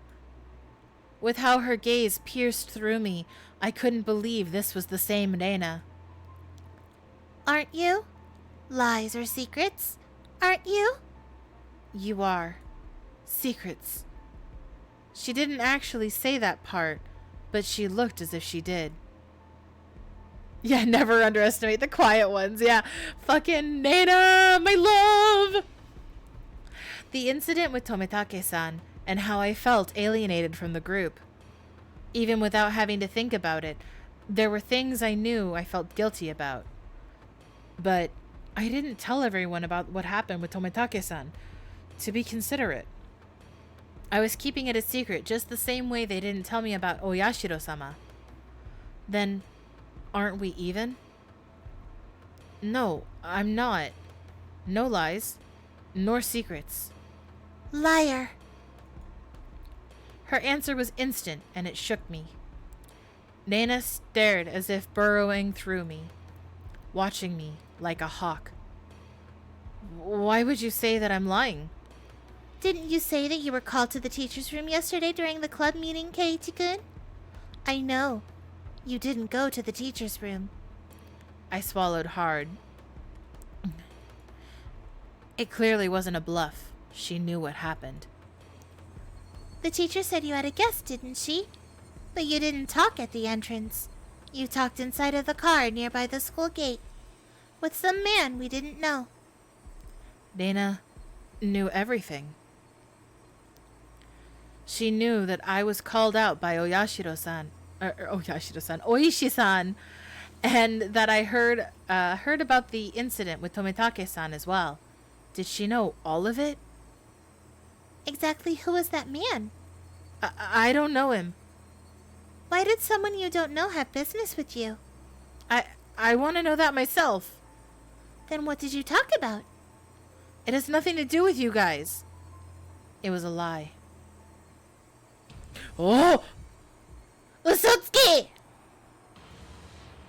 Reina's scream echoed through the trees, sending frightened birds into the air. I couldn't exhale the deep breath that I had just taken. No. It was like I wasn't allowed to exhale. It was here I first realized. The person in front of me, she wasn't Reina Ryugu. Then, who was it that was standing before me now? Who had assumed Reina Ryugu's appearance?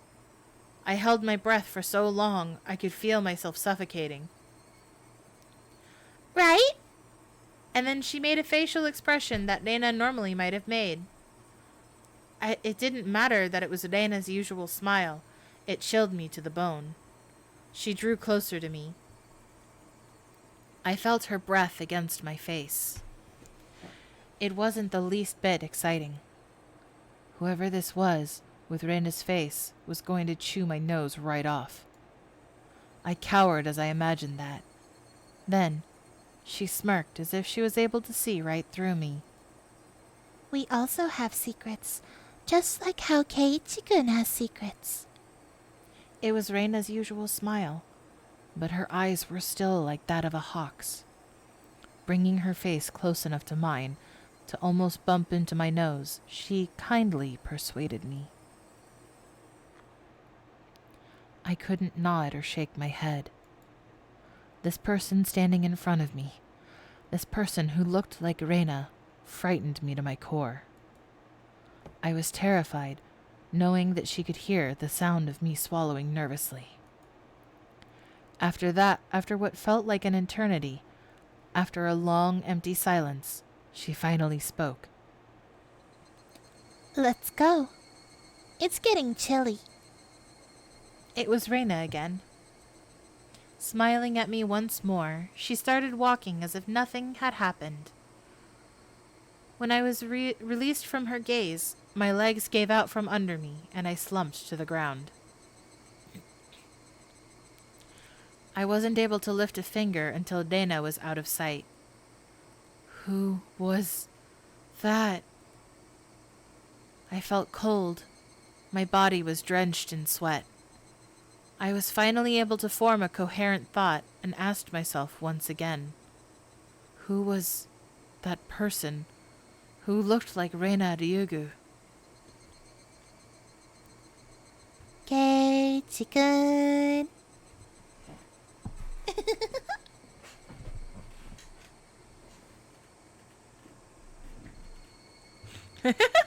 I loved the emote spam, you guys. Thank you for that. That was great.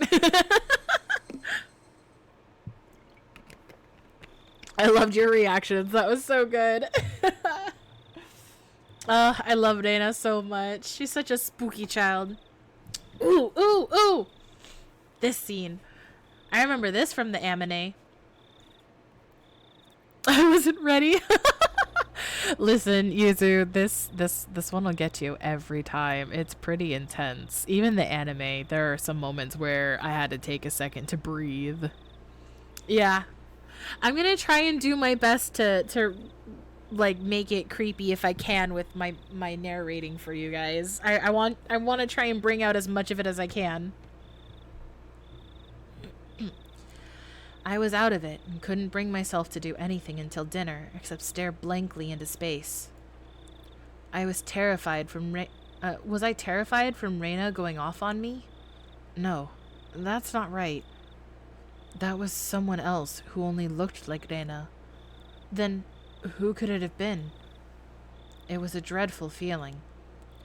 Knowing that was someone else, not Reina. So tomorrow, I shouldn't have a problem talking to Reina like I usually do. That thought was strangely comforting. I concluded that I should just calm down and clear my head. Though those thoughts continued swirling around my mind. Finally, I returned to my senses as I heard my mother calling out to me from the bottom steps. Katie, it's a call from the bookstore. Bookstore? Can't think of why they'd be calling me. I went downstairs and picked up the receiver anyway. My apologies for calling so late at night. It's me, Oishi, from the Okinomiya bookshop. Oishi-san. Oh, it's Oishi-san. Sorry. Since your parents picked up, I said I was from the bookstore. It puts people off when I say I'm a police officer. Oishi-san was, in his own way, rather courteous. Even so, I didn't want my parents hearing me talk to the police.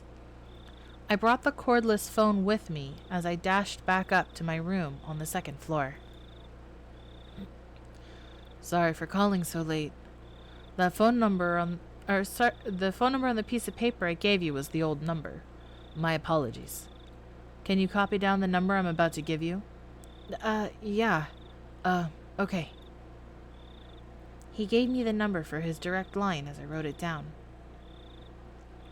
I thought that was the end of it, but he began making pointless small talk, and it was pretty hard to hang up. So, how's it been, Maibara-san? Did anything strange happen recently? I see. This was the real reason. He really beat around the bush there. His adult conversation skills left me slack-jawed. Are you from around here, Oishi-san? Yeah, I am. Born and raised in Okinomiya. If he's from around here, he might know. Oishi-san, do you know what this Onikakashi thing is about? I believe that's when somebody suddenly vanishes because they've been abducted by a demon. It's a special saying from around here. It has the same meaning as spirited away, like everyone else says. Whereas my friends would say they didn't know when I asked, this older man gave me a direct answer. It made me a bit happy that he answered me directly without trying to hide anything. Hinamizawa was, I'm not sure if I should tell you this, Maibara-san. Don't try and play this off. If you're not going to talk, then I'm not going to tell you anything. No. That's not what I meant. It's just, it may make you feel bad. You see, long ago, Hinamizawa was feared as the village where demons reside. Demons? By demons, you mean those pitchfork-carrying things in hell? More like human-eating monsters. They'd go down to the village, snatching people up and gobbling them down. That kind of tale. Demons snatching at people is what this Onikakashi really means. They said that the curse and being demoned away happened together. What does that mean? I already knew about the mysterious deaths happening 5 years in a row. But I didn't know there were people disappearing for those same 5 years. The curse and being demoned away happened together? First time I've heard of that. Is that how it is, Maibara-san? That's what I want to know. I heard Rena and Mion talking. They said that if it really was Oyashiro-sama's curse, then both the curse and demoning away would happen. Oishi-san began hemming and hawing on the other end of the receiver. Maybe something about that came to mind. Maibara-san, do you know the first incident? The murder by dismemberment? Yeah.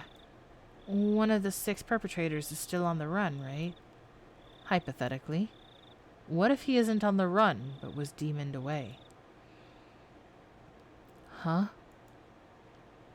It was an outrageous hypothesis from Oishi-san. The incident 4 years ago was the particularly ghastly one. The police already knew the perpetrators, so they posted tons of wanted posters with his face on them. They stalked out various locations and investigated every possible escape route he had. But after 4 years, there wasn't even a hint of where he might be. Unless the police were completely incompetent. Even if it was an outrageous hypothesis, I couldn't simply laugh it off.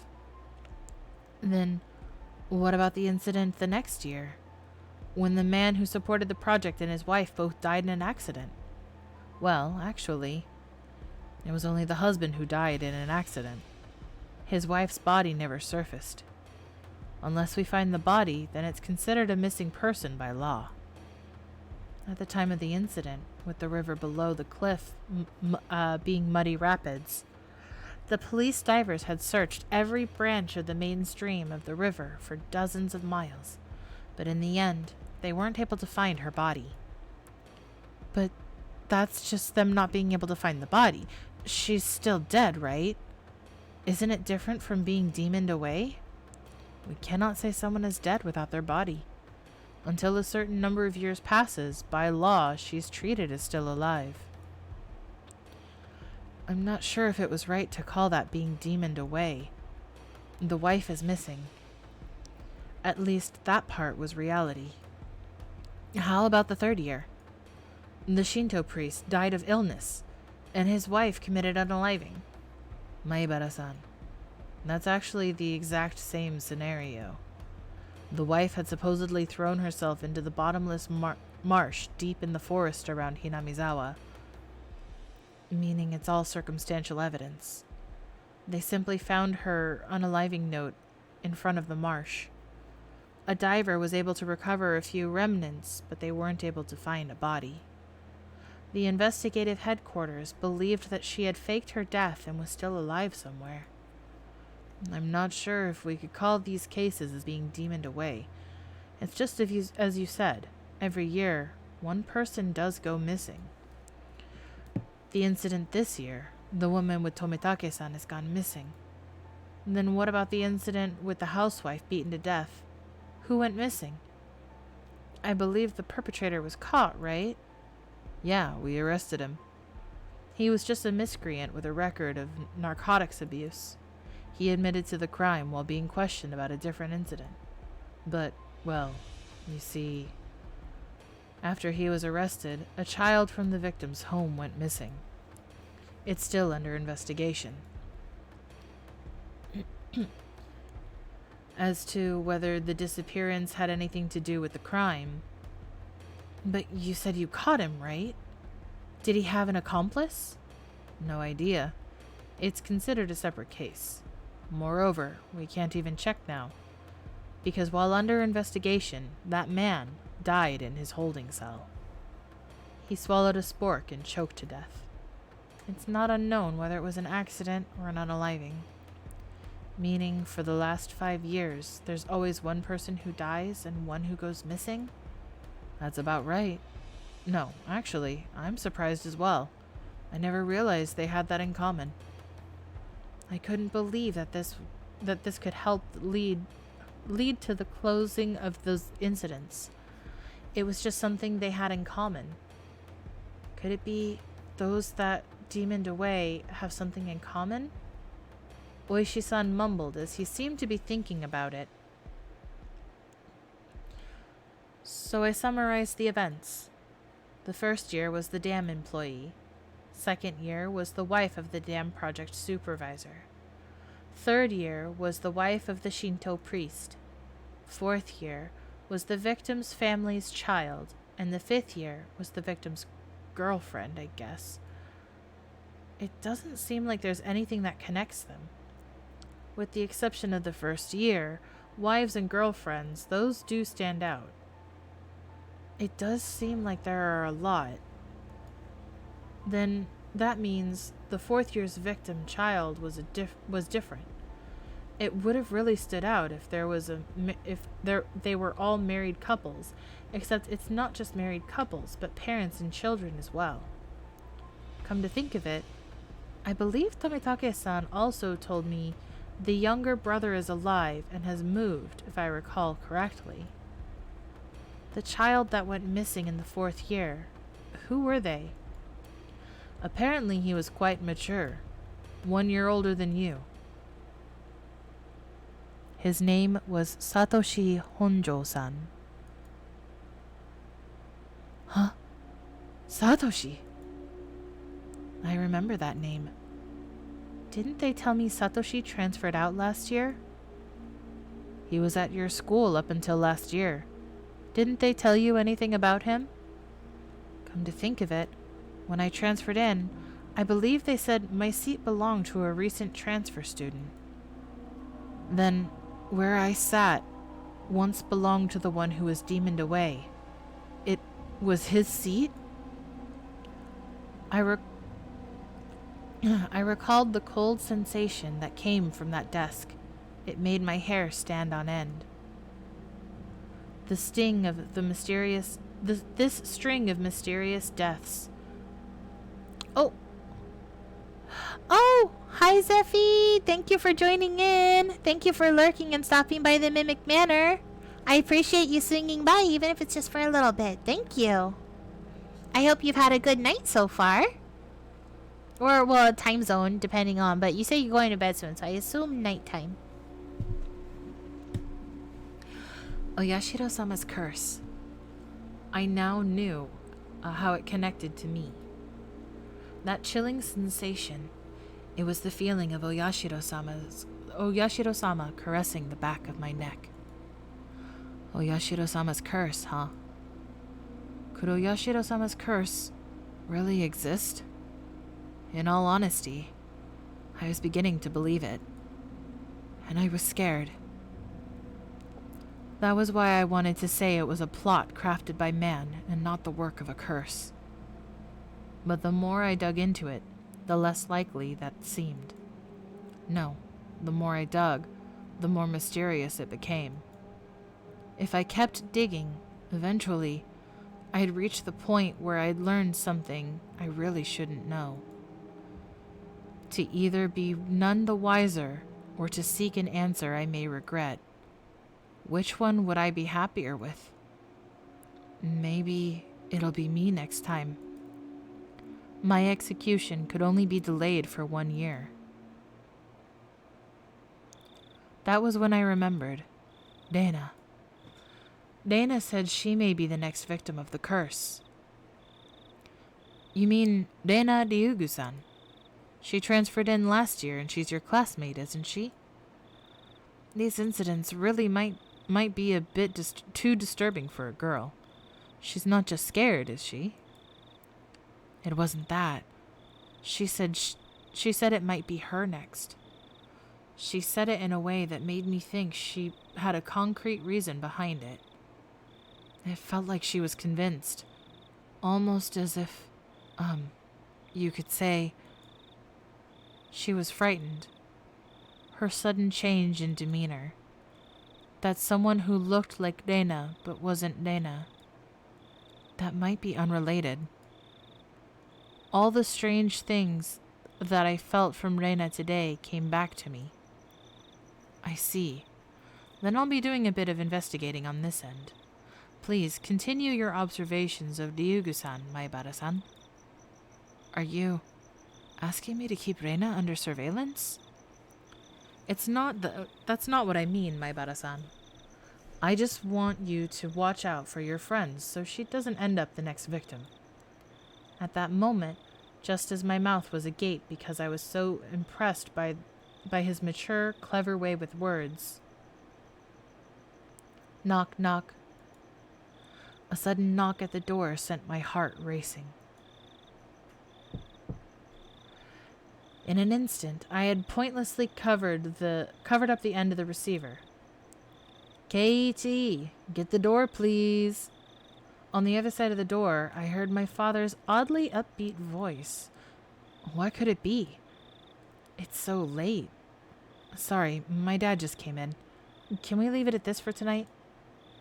Yeah, my apologies again for calling so late. If you find out anything else, please let me know. I'll tell you if I make any progress on this end. Well then, have a pleasant evening. Keiichi, hurry and open up. Daddy's got his hands full. What is Dad doing? I had stayed in the same position while on the phone the whole time, so my joints were aching. When I opened the door, I saw my father was standing there with a tray. On that tray, cookies and 2 cups of black tea. A fairly fancy spread for our household.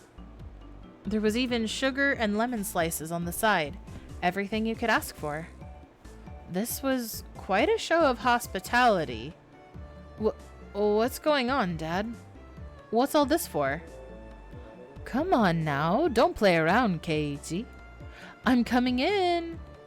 Dad was in high spirits and had a smirk on his face. But for my entire life, I've never seen him act this hospitable. What had gotten into him? So, what were you talking about? I jumped. It's not something I had to keep from my father, but how could I explain to him I was talking to a detective, I'm assuming he was, this late at night? Nothing much, just a friend. I don't mean the phone. She was here, wasn't she? Reina-chan. Huh? She wasn't here. Oh, come on now. Don't try to keep it from me. She just came over to play. You two were chatting away, so I thought I'd bring some tea, but it looks like I just missed her. I had no idea what Dad was talking about, but a cold sweat dripped down my back. How long are we talking? Reina-chan went upstairs about a half after, so it was close to an hour, I guess. You saw her come up to the second floor? Yeah, I did. I also told her that your room was on the door down the hall up the stairs. Reina came to my house about an hour ago. Dad met her at the door and called out to me on the second floor. I probably didn't hear him because I was so busy focused on the conversation with Oishi-san. I didn't reply. A posture check? How dare you? As I'm shrimped in front of my microphone trying to make it dramatic. Posture check from Ane. If you're a shrimpy, please roll your shoulders back and straighten your spine. Oh, I know, Harley. We'll be stopping soon. She wants to go out.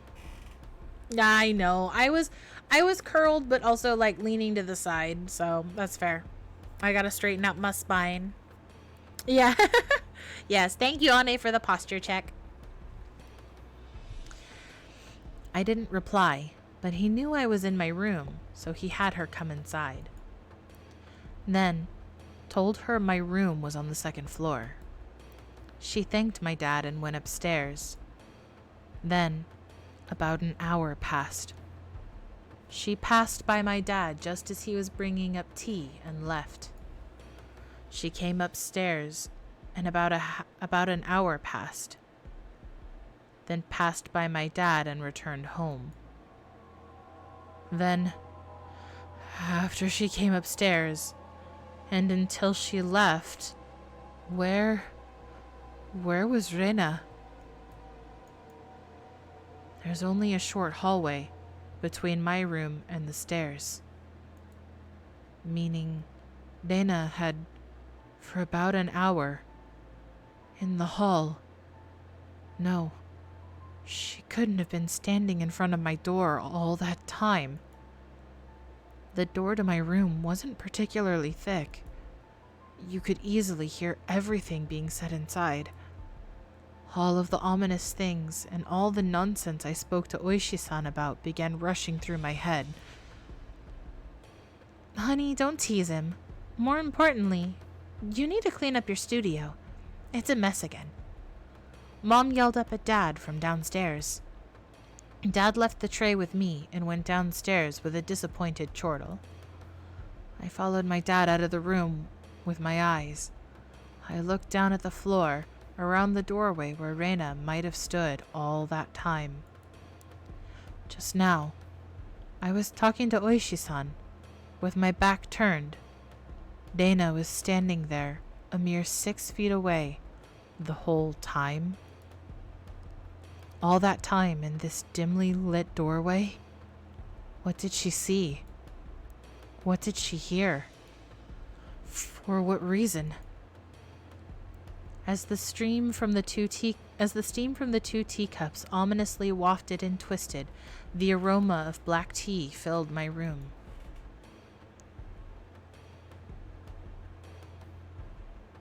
Ooh, spooky! Nana was sitting outside for a whole hour just listening in on the conversation. What a creep! Oh, new tips. Notice from the police chief. All new tips, please. Oh, I got an achievement. It said lies. Usotsuki.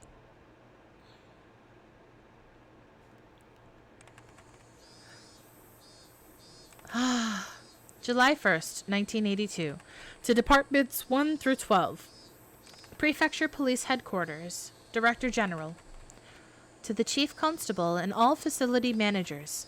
Regarding the case situated in the Hinamizawa village, notice. As cases in the Shishinobe City, Hinamizawa village, have been reported by certain sectors of mass media, it has drawn global attention which has caused serious repercussions for the local residents. This has become a very serious situation. Oh my god, please. Pause. Designate the following criminal investigation as classified. Okinomiya Station, 1982, case, Hinamizawa Village housewife murder. 1982, case number, Hinamizawa Village student disappeared.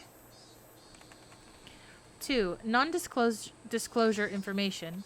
Okinomiya Station, 1979, case murder. Hinamizawa Village site foreman murdered. Shira Station, 1980, Shira National Park falling incident. Okinomiya Station 1981 case, Hinamizawa Village Shinto priest wife's disappearance. 3. Requesting self-resistant from each organization concerning the release of sensitive information. Please see attached reference materials 1, 2, and 3. Internal line. Police Affairs Department. Oh, now it lets me progress it at my leisure, huh? Alright, well, it looks like Oishi-san probably wrote up a report in relation to the people who went missing. Let's do a quick save. What do you guys think? A little bit longer? Should I take a quick break to take my doggo out to the bathroom and then play for a little bit longer since we swapped games between? I know it's a little late, but we could probably push another half an hour if we wanted. Half an hour to an hour. Yeah, I'm good to go. I just want to make sure that you guys are okay. I just got to take Harley out POTTY because she's getting a little fussy. Yeah? Okay. All right. I will be right back. We're going to just pop over to intermission real quick. And I'm just going to be a couple minutes. I'll be right back.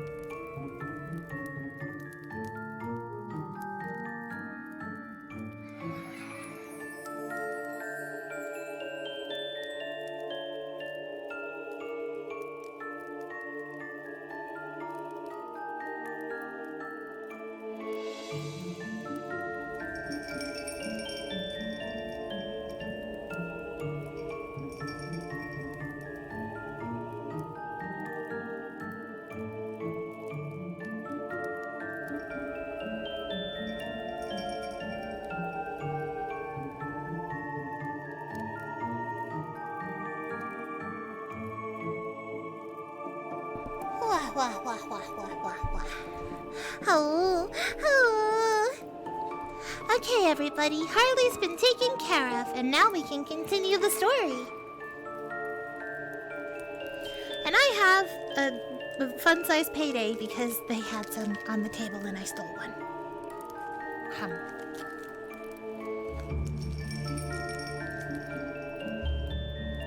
Weariness and a headache. Not a very nice way to start the day.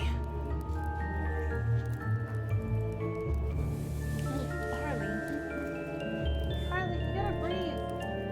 It's gonna be really hard to eat your treat if you can't breathe. Easy does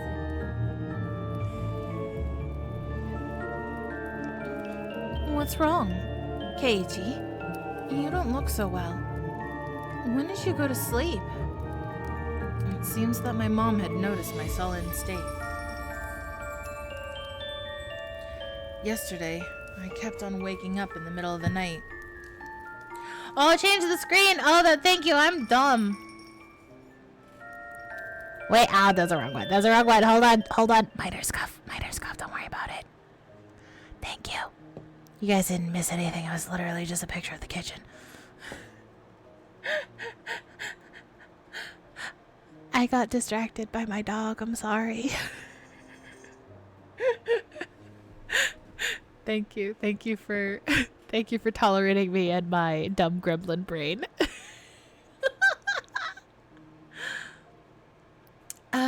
Yesterday I kept on waking up in the middle of the night. Without a doubt, I felt a presence. I felt the presence of someone standing in front of my door. Doggo is distracting, especially when she decides that she'd rather struggle with breathing, and then I get worried. Her allergies are bad. I told myself repeatedly that this was my imagination and forced myself to try and sleep. Except, not being able to stand it, I gathered up my courage and opened the door. Of course, there wasn't anyone there. I think I did this 3 times throughout the night. Or maybe I just didn't remember doing it any more than that. Even though I was able to go to the breakfast table without incident, I still didn't feel at ease. It might be a cold. I don't really have an appetite. My, you do seem a little warm. Well, can you make it to school? Technically, I did go to a school, but it was mostly self-study. It wouldn't matter much if I missed a day, would it? It could have been that I hadn't been feeling well for the last few days because I really did have a cold. If I took some medicine and got a good day of rest, I might be able to greet everyone with a smile tomorrow.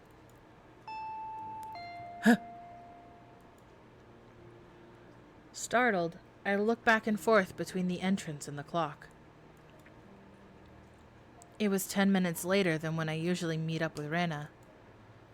It was Rena. Rena-chan came to get you. What are you going to do? Are you going to take the day off? Rena was a good girl. She might be somewhat quirky, but she was certainly cute. The lunches she made were delicious, and she always looked out for me. Why should I be so scared of something like that? It wasn't Reina's fault. It was probably mine. It had to have been my cold. It just had to be. I'll rest. Sorry. Then I'll go send her off for you. Mom headed off to the door. I would have to pass by the entrance to get back to my room. I didn't have the nerve to meet with Rena, so I wrapped myself in a blanket on the sofa and closed my eyes. I was so sleep-deprived, I quickly fell into deep slumber.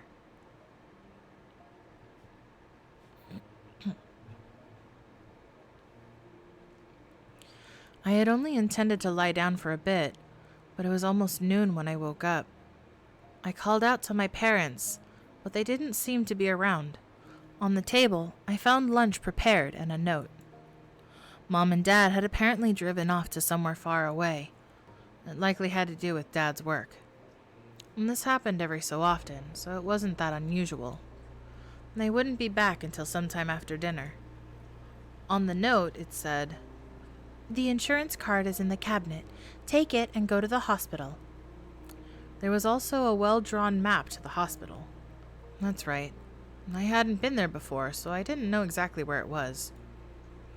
I had a light lunch, although it really was just leftovers from the morning, and just in case, went to the hospital.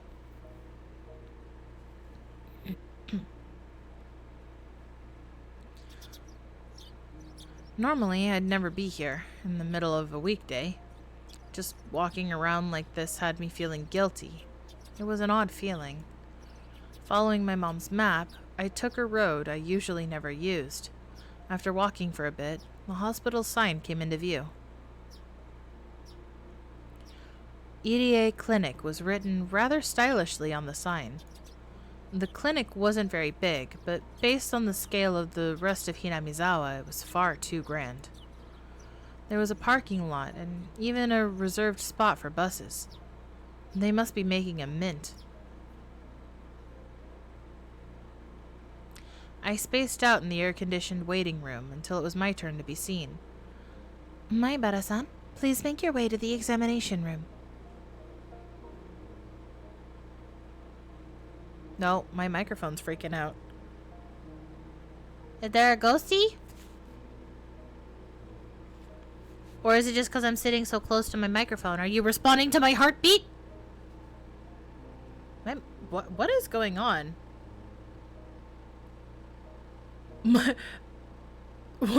What's happening? Why is it so... It's reacting like there's other stuff going on. What is happening? I move it further away? Is there a ghost fucking with my microphone or some shit? Hello? Yeah, it might be one of the ghosts. I think I'm just possessed for the night, guys. My microphone is acting up.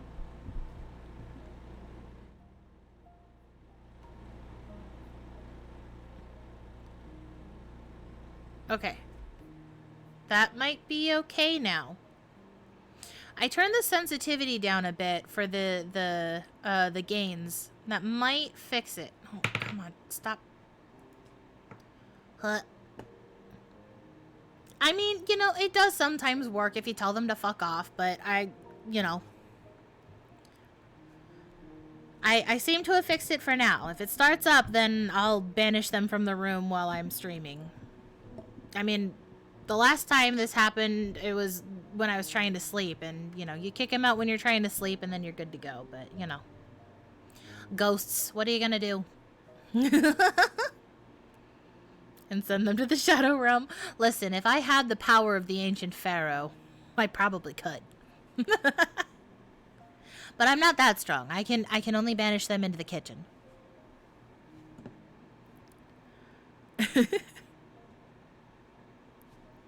Let me move the microphone over so it's not blocking the whole of the screen. Okay. After properly answering all of the chatty doctor's questions, he responded with the old, "It's probably a cold." They gave me a shot and 3 days' worth of medicine. I thought it was a little overboard, but if it would clear away the gloomy feeling I'd been having lately, then it was worth it.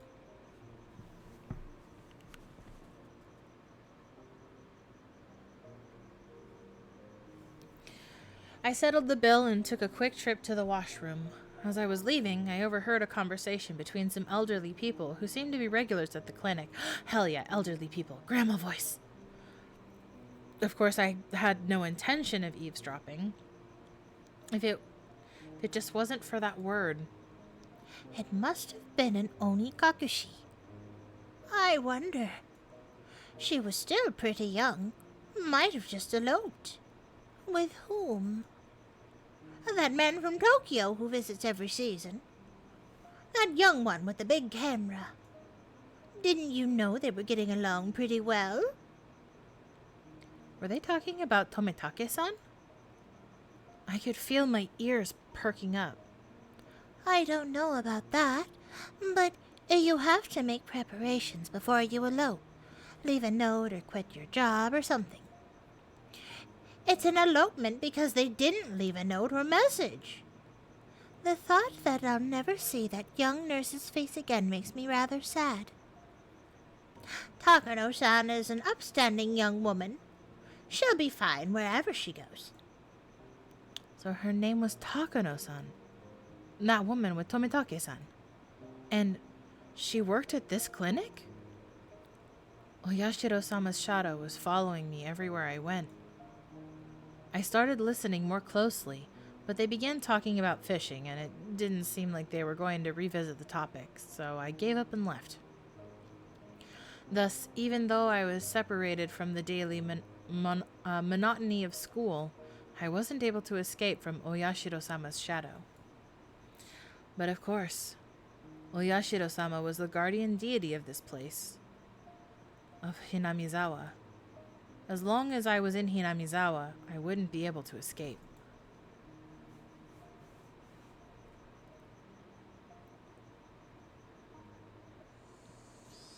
Maybe it was because I was walking outside, but my appetite suddenly returned. I might as well buy a snack with the change from the examination fee on my way home. Contemplating that, I turned to a familiar street. At that moment, I heard a car horn abruptly honk behind me. Was I really walking so far into the middle of the road where I'd be in the car's way? I moved farther off the side, but the horn was still honking at me. I turned around, peeved. Maibara-san, good day to you. It was Oishi-san. He stepped out of the car, AC on full blast, and waved at me. What's up today? School on break? Just not feeling well, so I took the day off. I was just about to buy lunch and head back home. That's great. I'm just about to get lunch myself. Would you mind going together? If you're not feeling up for it, then don't mind me. I was just going to lie down after going home anyway, and I didn't really have a cold. I doubt you want to eat one of those, I doubt you want to eat at one of these local places. Let's go into town. It's a bit of a drive, is that alright? I know a pretty good place. I had finally begun to understand Oishi-san's roundabout way of saying things. He probably wanted to talk to me about stuff that would be difficult to discuss while in Hinamizawa.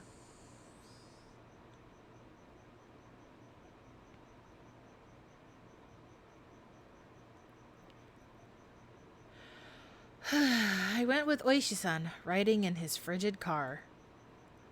It was almost as if the bright sunlight outside was a lie. I'm sorry about calling you so late last night. Did your parents get angry at you? No. I recalled Rena, who had been listening to the phone conversation all that time, separated from me by just the door.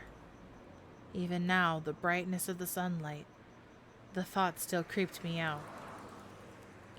With a big bump that jolted the car, the road connecting to the city changed from dirt to pavement. My head swiveled back with a sudden realization. That's right. This was where Tomitake-san died. They've hit a snag on the investigation regarding Tomitake-san. Oishi-san spoke while peering at me from the corner of his eye. They believe it was caused by hallucinogens, given how he was clawing out his own throat.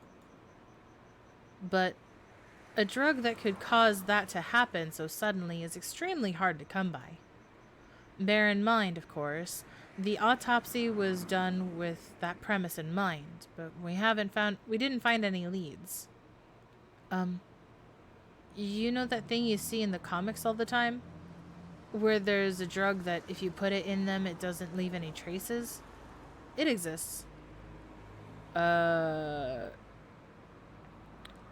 Something or other. I'm not even gonna try.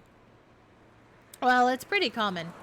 But you see, there doesn't seem to be any kind of drug that would cause Tomitake-san to react like that. Then, you're saying the police concluded Tomitake-san just died of the curse? I couldn't help but feel that the police were worthless. I just wanted the idea of a curse to be disassociated from Tomitake-san's mysterious death. Unfortunately, that's how it looks right now. But, putting aside the cause of death, without a doubt, he was surrounded by a group of people that had taken a beating. He was surrounded by a group of people and had taken a beating before he died. That was no curse, but an incident that unquestionably involved other humans. That made me a bit more relieved.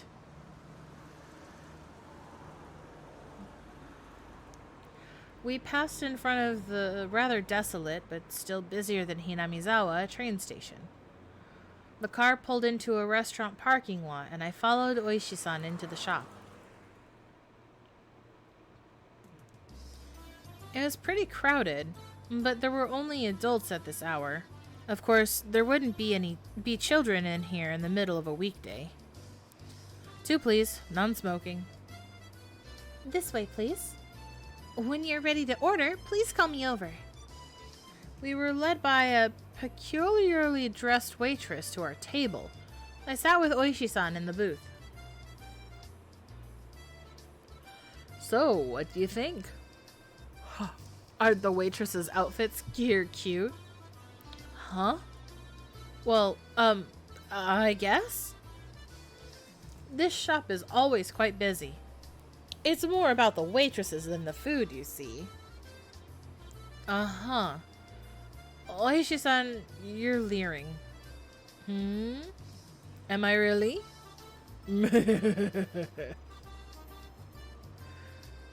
Mar har har har har.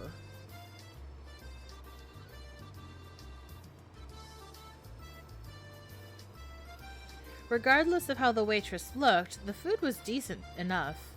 Finishing our meals while talking about some inane topic, Oishi-san's after-meal cup of coffee arrived at the table. Yesterday we talked about Namizawa's past, didn't we? Yeah, that it was the village of man-eating demons or something like that. I didn't know much about it myself, so I asked my grandmother about it this morning. Oishi-san took out a notepad that was stuffed into his breast pocket. Turns out that Hinamizawa used to be called Onigafuchi, or Ogre's Abyss. Onigafuchi? That's quite the name. The name is still around. The marsh where the Shinto priest's wife drowned herself is called the Ogre's Abyss. It's said that the depths of that marsh connect to the realm of demons. Of course, nobody had told me anything about such an ominous marsh. And you see, it appears that they were both feared and revered. A respect born of fear. I guess you could say it was a kind of deification. A village of inhuman creatures. Seems the demons were sennin, or mountain-dwelling mystics of sorts. Taking villagers with incurable illness into the Ogre's Abyss and healing them, for example. Even if we are calling them demons, Tengu, long-nosed goblins, or sennin would be a more apt description. They don't seem like such terrible people, even though they were called demons. But they were still man-eating demons. According to the story my grandma told me, as payment for treating the son's illness, let us eat the mother who brought him here, was apparently how things went. The price of curing her son was herself? That's unsettling. Of course, the mother took her son and ran. Then, you see, all the people who lived in Onigafuchi, the demons chased them down, rounded them up, and captured them. The entire village, apparently. That's quite a frightening thing to imagine.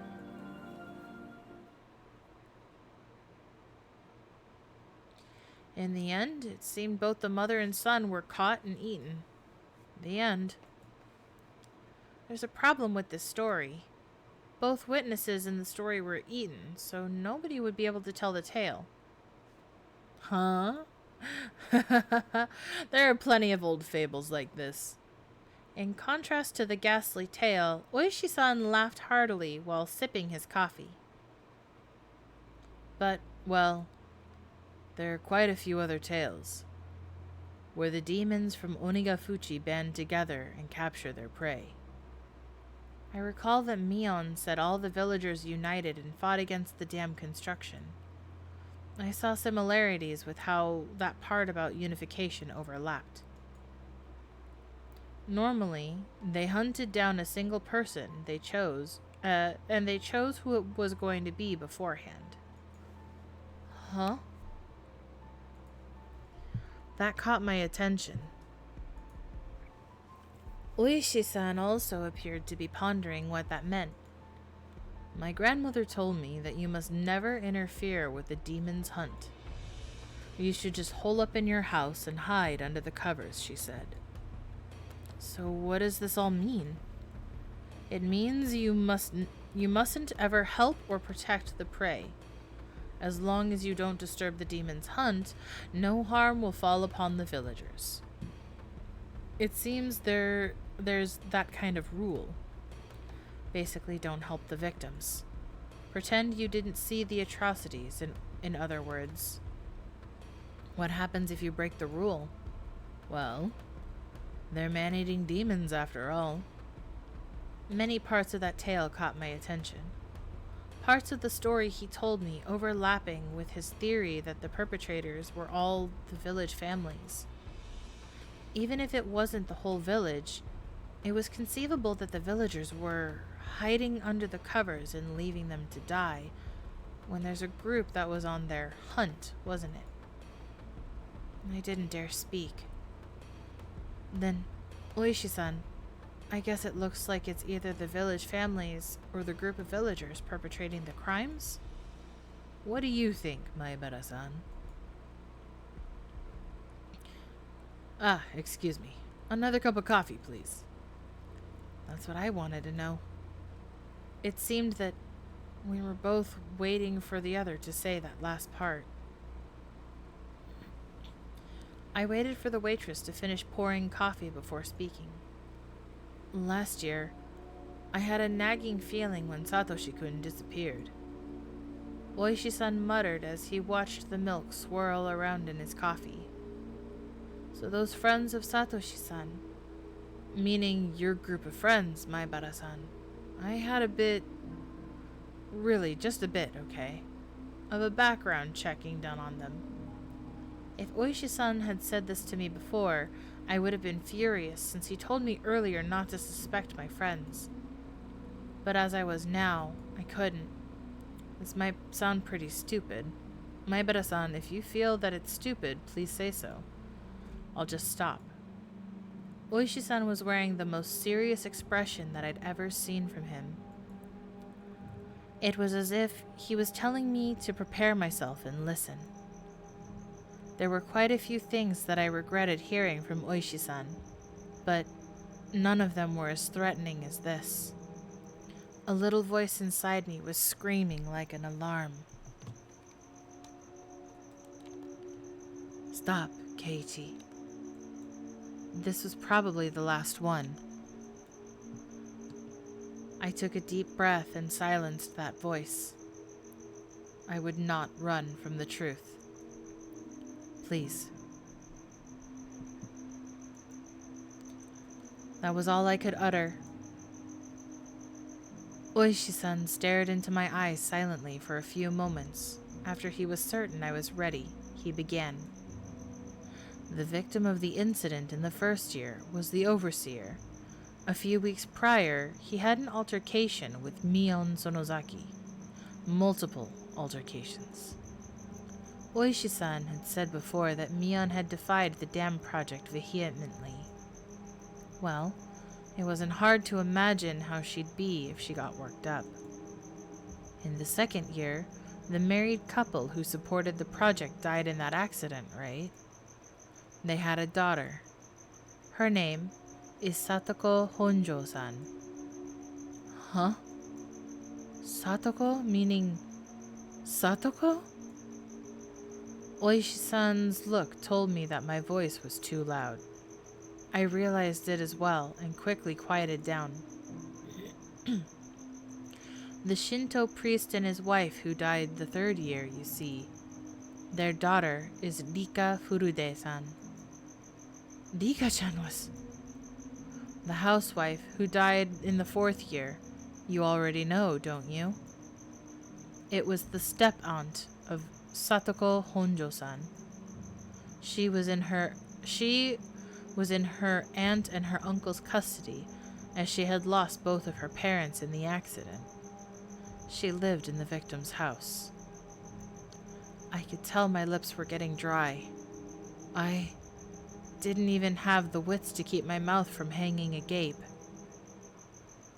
I had thought it was nothing but a bizarre incident, one that I could easily distance myself from. But clicking and clacking, it had snuck all the way back to my feet. The one who disappeared the 4th year, by the way, was Satoko-san's older brother. Wait, just a second.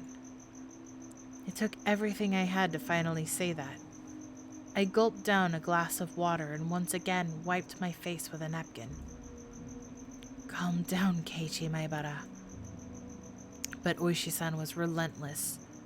Instead of waiting for me to finish sorting out my feelings, he started speaking again. The last of the things I shouldn't have heard.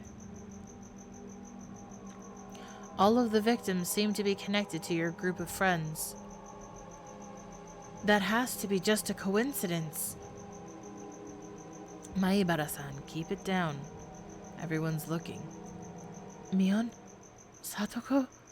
Rika-chan? So what if they were connected?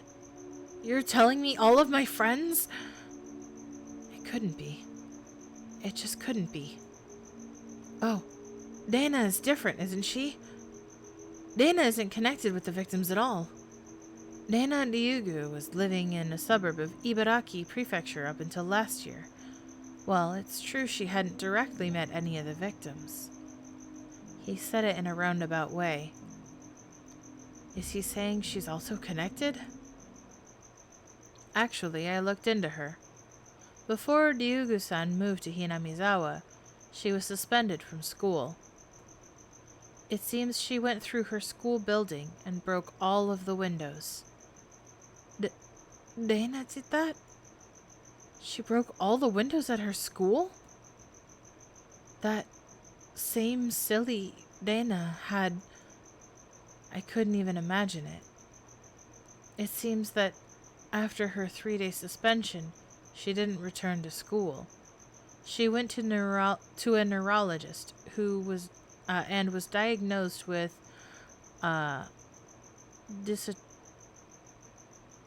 dysautonomia,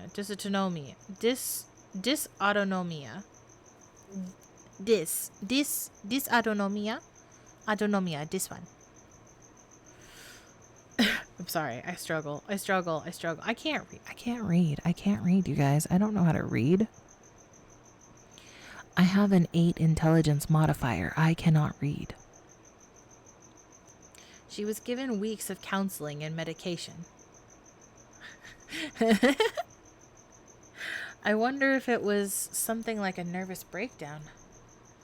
I'd heard that it happened to people who are really methodical or overly sensitive. Neither of those matched Reina's easygoing personality. And in the counselor's medical report, he recorded all of the conversations he had with Reina-san. It shows up. And quite a bit at that. What did? I pressed forward carelessly. There couldn't be any more for me to regret. She mentioned the word Oyashiro-sama. It felt like someone's stone-cold hand was caressing my back. Why had Reina spoken of Oyashiro-sama before she even came to Hinamizawa? Seems that the Oyashiro-sama she spoke of was like a ghost, appearing in her house every night, standing over her pillow, looking down at her. My mind froze. I couldn't process what I was being told. A while after that, she moved to Hinamizawa. Ah, that's right. She's not an outsider. Huh? According to the residency register, the Ryugu family used to reside in Hinamizawa. Reina-san moved to Ibaraki right after she finished elementary school. My mind went completely blank.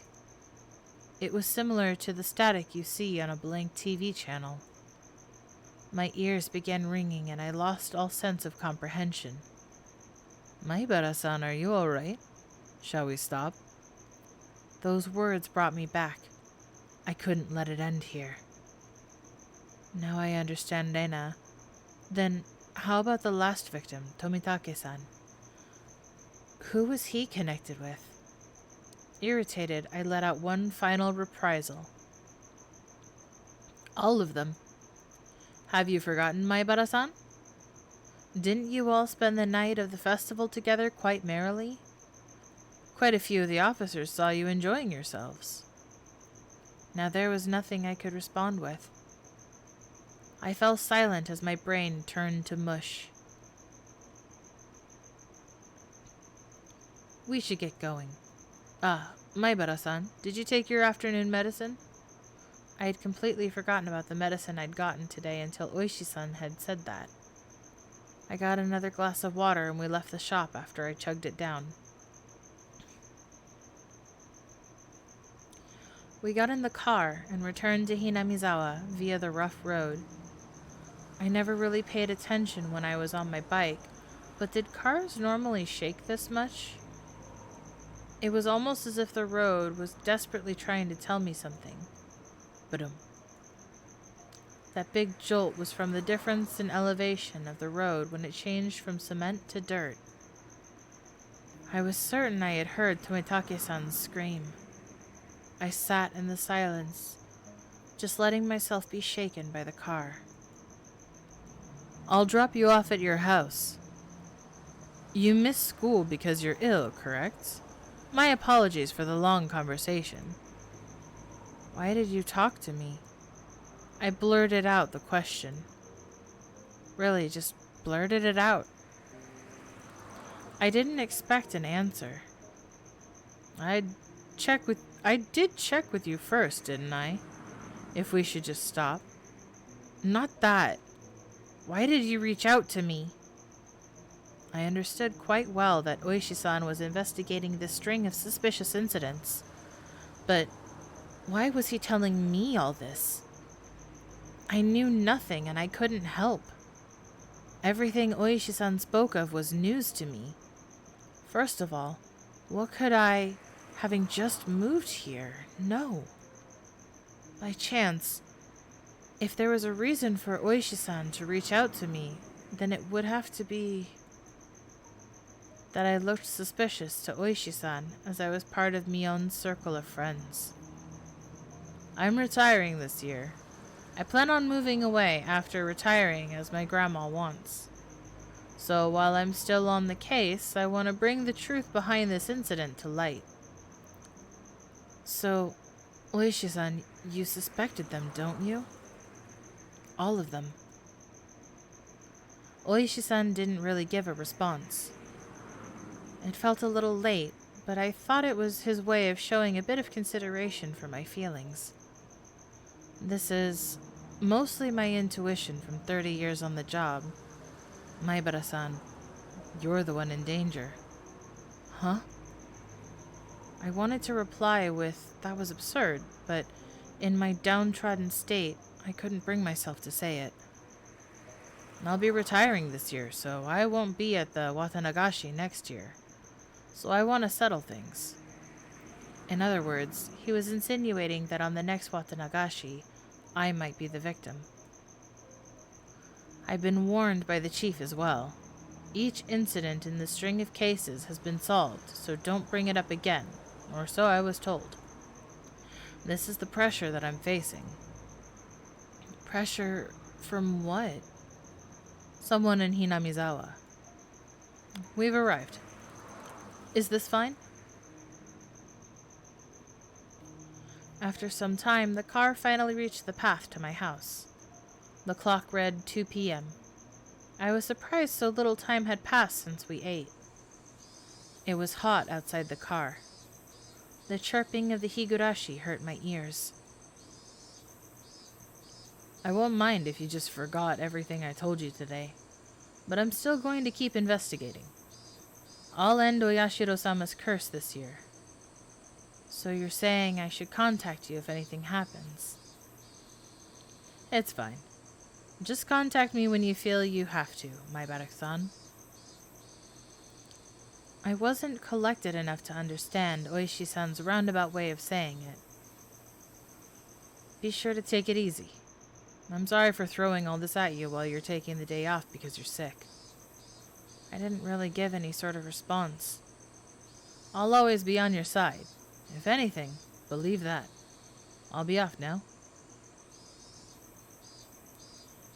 The tires crunch over the dirt road as the car made a U-turn and disappeared into a cloud of kicked-up dust. It felt like I was watching a boat only throw me a lifesaver in a shark-infested waters before disappearing into the distance. That was the first time I thought Oishi-san was being unfair, telling me I was going to be the next victim, and then just saying to contact him if something happened. This wasn't a criminal investigation. He was fishing, and I was just the bait dangling off the line. Would the fish be the predator, or was it really just Oyashiro-sama's curse? Either way, the bait would be swallowed whole. Damn it. I don't want to die. For some time, I could do nothing but stare at the puddle of water left behind by the AC from the car. Water break.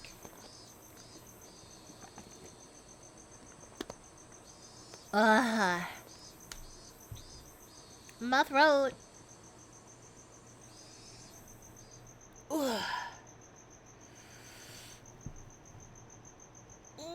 Quick stretch. Okay. I wonder how much time had passed since I had laid down. It was getting dark outside. My body was soaked in sweat. It would probably be a good idea to change my sheets. At that moment, the phone downstairs rang. Yeah, maybe. I guess I could stay up a little later after stream. Yeah, must protect voice. I don't stream tomorrow, though, so it'll be fine. At that moment, the phone downstairs rang. It was probably Mom. Mom was quite the worrywart. Maybe she had called many times, but I just didn't notice.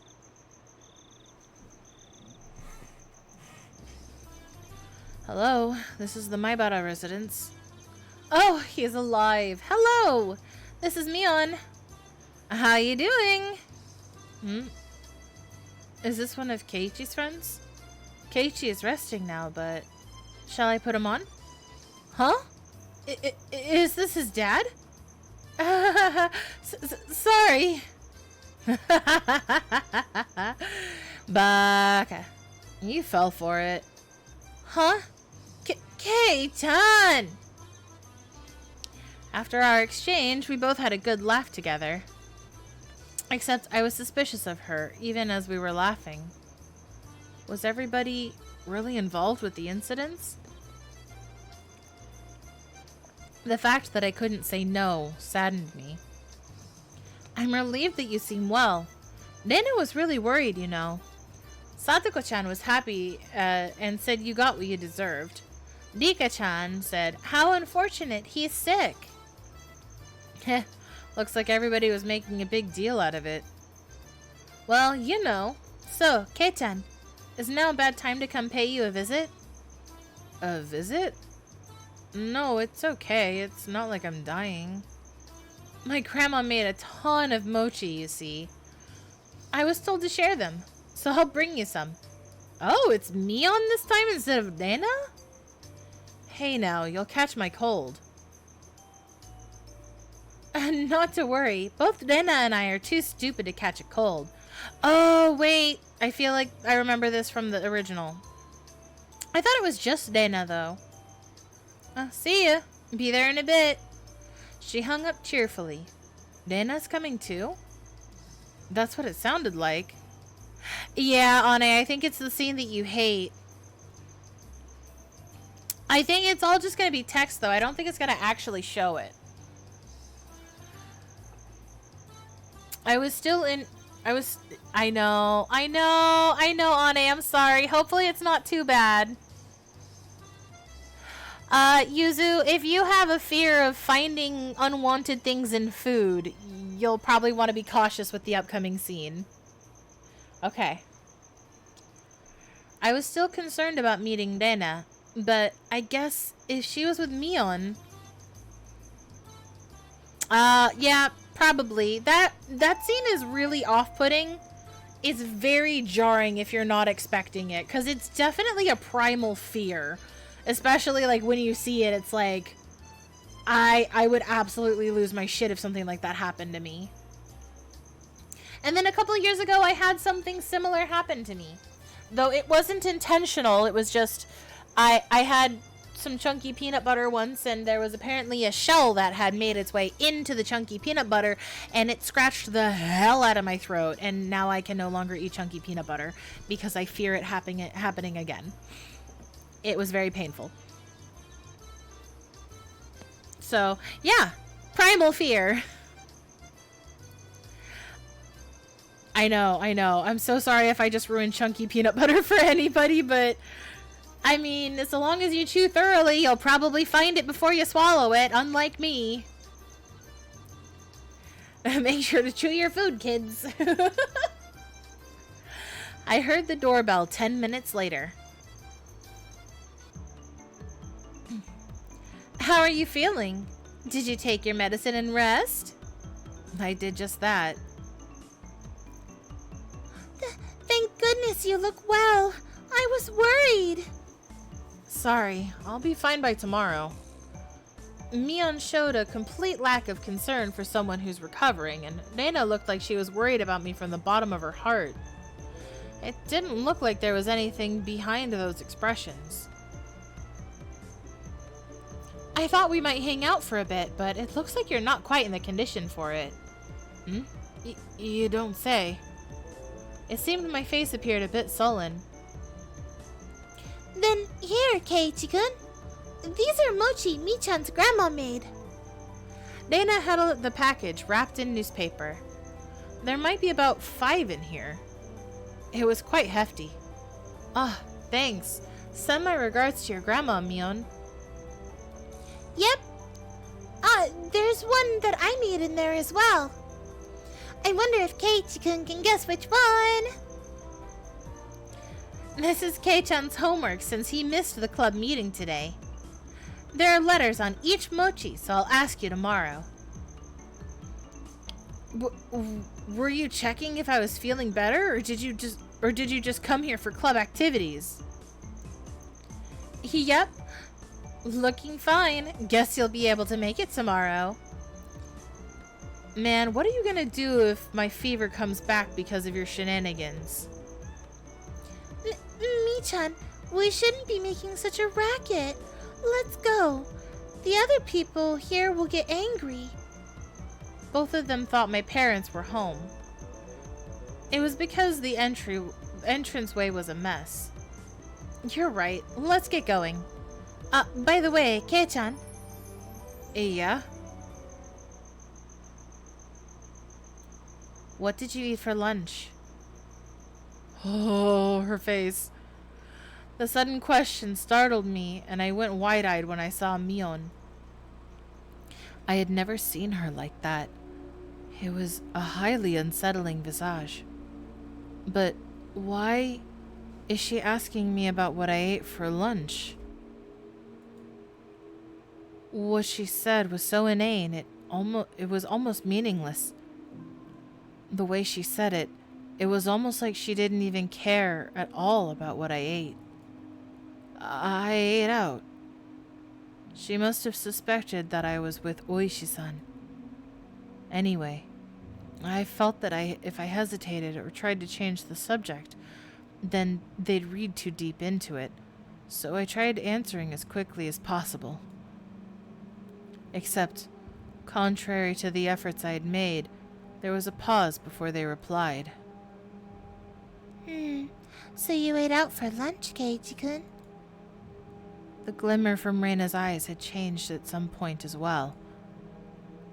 It was now sharp, as if to make me feel the feigned ignorance behind her words even more. As if she already knew. That's how it looked to me. Well, was it good? Why are you asking me this? Mion speaking was an unusually low tone, almost as if she knew that I had eaten at the restaurant in town.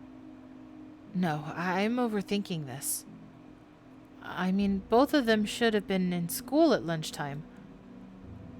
There was no way they could have known where I was. Seems you were with a excuse me. Seems you were with a rather austere-looking older guy. Who was he? Oh! Fuck. That startled me. The package with the mochi I was holding slipped out of my hands. I could tell the blood had drained from my face, making me go pale. Oh? Keiichi-kun, who was he? Could it be the person from before, I wonder? I could feel the back of my throat going dry. This was no longer a bluff. They knew everything. How do you know that? It took everything I had to finally force those words out from my throat. My knees were shaking. Because there's nothing this old man doesn't know. Mion sneered knowingly, and her laugh seemed to carry on forever. So, Kei-chan, what did you talk about? It seems like you got pretty worked up over it, too. We weren't talking about you guys. It didn't have anything to do with you or Rena. Isn't it a bit strange to hear our names come up even though nobody asked about that? Reina's unwavering gaze pierced through my eyes and peered further into me. I dug my own grave.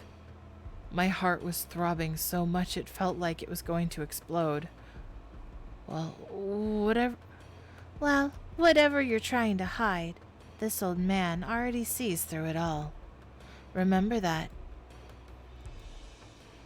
I couldn't even shake my head. It took everything I had to stop my teeth from chattering.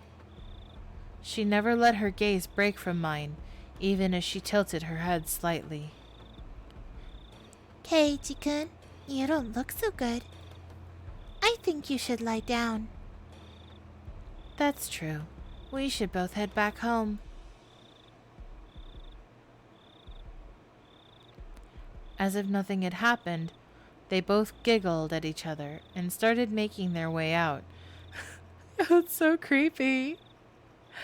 I hadn't moved a muscle since I had dropped the package of mochi. As they left, the door slowly closed behind them. Honestly, no thank you! All I could do was stare, as if I couldn't move until the door was completely closed. Just as... stop with the background sounds, oh my god! Just as the door was about to close, it opened again slightly with a sudden creak, sending my heart racing once again. A single eye peered through the narrow slit, and Mion's hawkish gaze peered at me once again. See you, Kei-chan. Yeah. I'd hate it if you missed school tomorrow, all right? Thud. The door closed. I wasn't able to move a muscle, even after their low laughter died off into the distance, and silence once again enveloped the room. Coming back to my senses, the first thing I did was lock the door. Smart move, smart move, smart move. lock the door, check all the windows. They knew what Oishi-san and I talked about? Why? How? No, that wasn't important.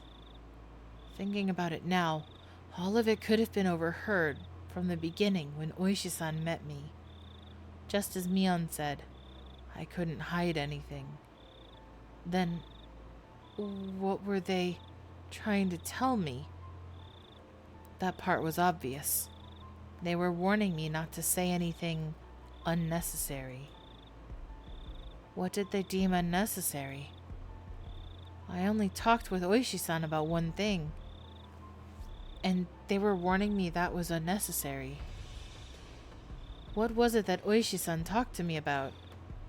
The incidents involving Oyashiro-sama's curse that occurred every year weren't individual cases, but were connected as a whole, as well as the fact that there may be multiple perpetrators hidden within Hinamizawa. No, more precisely, that Mion, Rena, Satoko, and Rika-chan were all suspicious. Is that what they are warning me against? What kind of nonsense am I thinking about? I hit my own face hard enough that it let out a little slap, or a loud slap. If only that would wake me up from this nightmare. But for some reason, it felt like I was punching a blanket. It was almost laughably painless. Calm down, Keiichi Maibara. When did I become such a pessimist? Calm down. Calm down. Settle down and sort things out. The reason Mion knew I was eating lunch with Oishi-san was probably because someone from Hinamizawa just happened to be there at the time. They must have told Mion that I was there. That made the most sense. Plus, come to think of it, she didn't ask me where I ate lunch, did she? She only asked, was it good? They were just curious, since I was together with someone not from Hinamizawa. It's not as if they had any ulterior motives. That's it. That has to be it. Thinking about it that way, it was the same with Rena. I was just being strangely ambiguous when I met Oishi-san, and Rena was just correcting me on that. That's when I was bewildered by the change in character from the usual mild-mannered Rena and was just startled by it. That was the most natural way to think about it. It felt like my mind was mixed up like a tangled mess of spaghetti. Deep red marinara sauce would have poured out of my nose and ears if you squeezed my head. Thinking that, I suddenly felt like vomiting. I really didn't want that to happen, so I stopped holding my head. Lately, I had no idea what anyone was saying. Spending time with them was fun. I didn't feel like there was any sort of hidden agenda. I really do think that they're just a good bunch of people. When I just moved here, and couldn't make heads or tails of everything, they were really kind to me. Rena was really kind and always looked after me. As long as that strange affliction didn't rear its ugly head, she was really pretty cute. Mion was also a really good person. She didn't care about anyone's age or gender and was optimistic and outgoing. I was never bored when I was with her. And talking of not getting bored, rambunctious Satoko was a good person for that, too.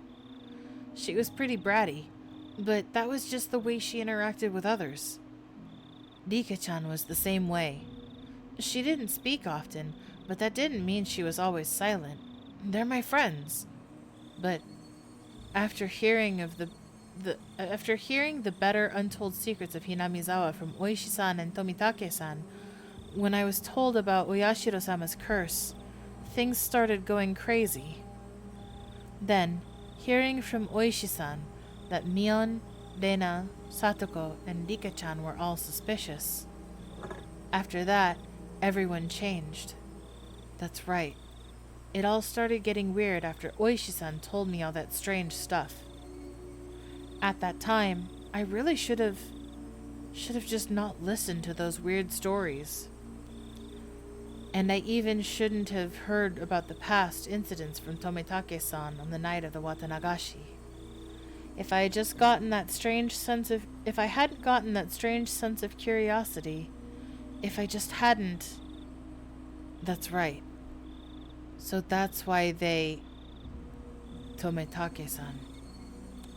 That impudent outsider speaking to the likes of me after everybody went out of their way to keep it a secret from me.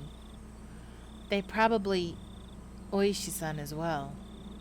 For trying to unearth what everybody was warning me was better left buried. Besides, he was unforgivable for spewing words that made me doubt the others. Of course, a guy like that is going to be... I'm assuming the word is killed.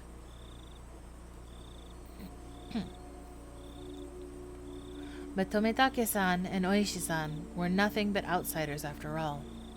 They were entities who couldn't coexist with the people of Hinamizawa. Those guys should just fall to Oyashiro-sama's curse and just die. It wasn't their fault. It was my fault for not being able to hold back my curiosity. It wasn't their fault. It wasn't their fault. It wasn't their fault. It wasn't their fault. It wasn't their fault. It wasn't their fault. I settled into a daze. It was a lethargic feeling, like I had just gotten up, but the ominous chill that haunted me had subsided. I was fine now. I was no longer frightened. I had completely recovered. I'll go to school tomorrow, right as rain. I'll greet everyone. I'll take part in club activities. It'll definitely be fun. It had to be fun. I was one of them, after all. Ah, that reminds me. I need to eat these mochi. I hope I'm able to tell which one Rena made. I remembered the homework the two brought with them when they visited me. But wow, our club did delivery. That was something else. I picked up the package I dropped on the floor and headed into the living room. It would be nice, I guess, to have some tea with it. To fill my mouth with mochi while drinking tea. Oh, this was quite a delectable situation I was in. Opening up the newspaper wrapping, there were a plump red bean paste mochi fit snugly inside. There were letters written from left to right on the newspaper. A, B, C, D, and E. Ooh. Now then. They said Rena made one of these. I wonder which one. There wasn't much difference in how they looked. They smelled and appeared about the same. This was a pretty difficult problem. The biggest difference was probably their shape. I wasn't sure what kind of person Mion's grandma was, but Rena's had to be different from hers. Looking carefully, I could see one mochi that was made very neatly. So well that, just by staring at it, one could tell it stood out. Looks like this challenge depends on whether or not this one is Rena's. Calm down and think even harder.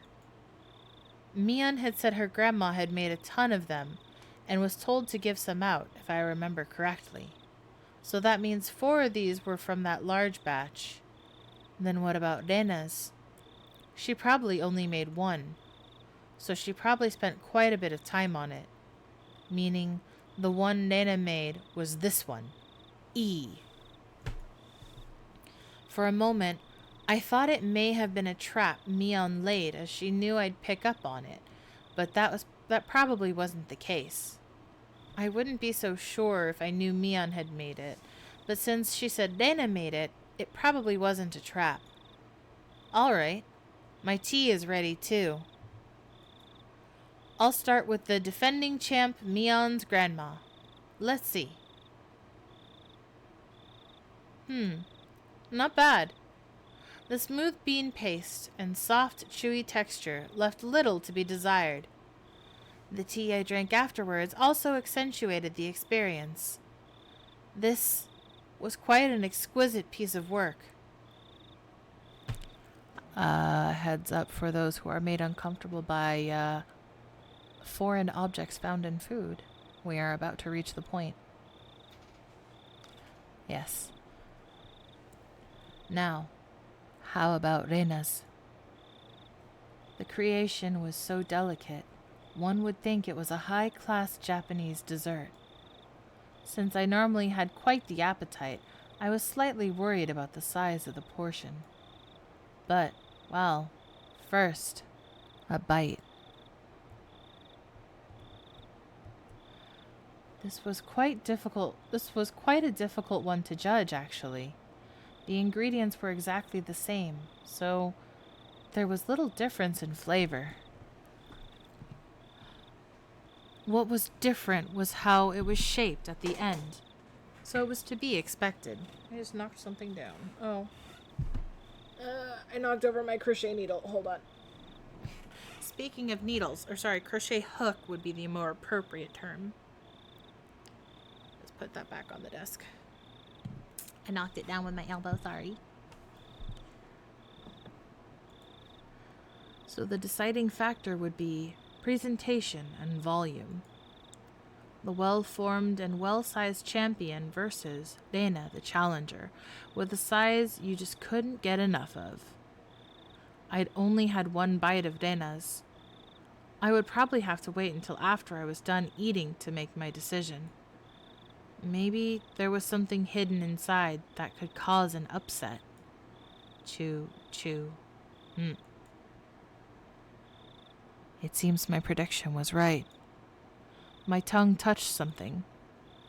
It didn't feel like something edible, so I reached in with my fingers and grabbed it. Oh good, it didn't stab him?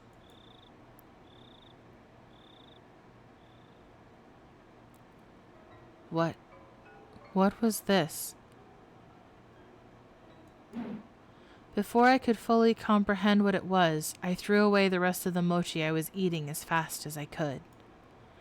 It slammed against the wall, causing the bean jam to splatter.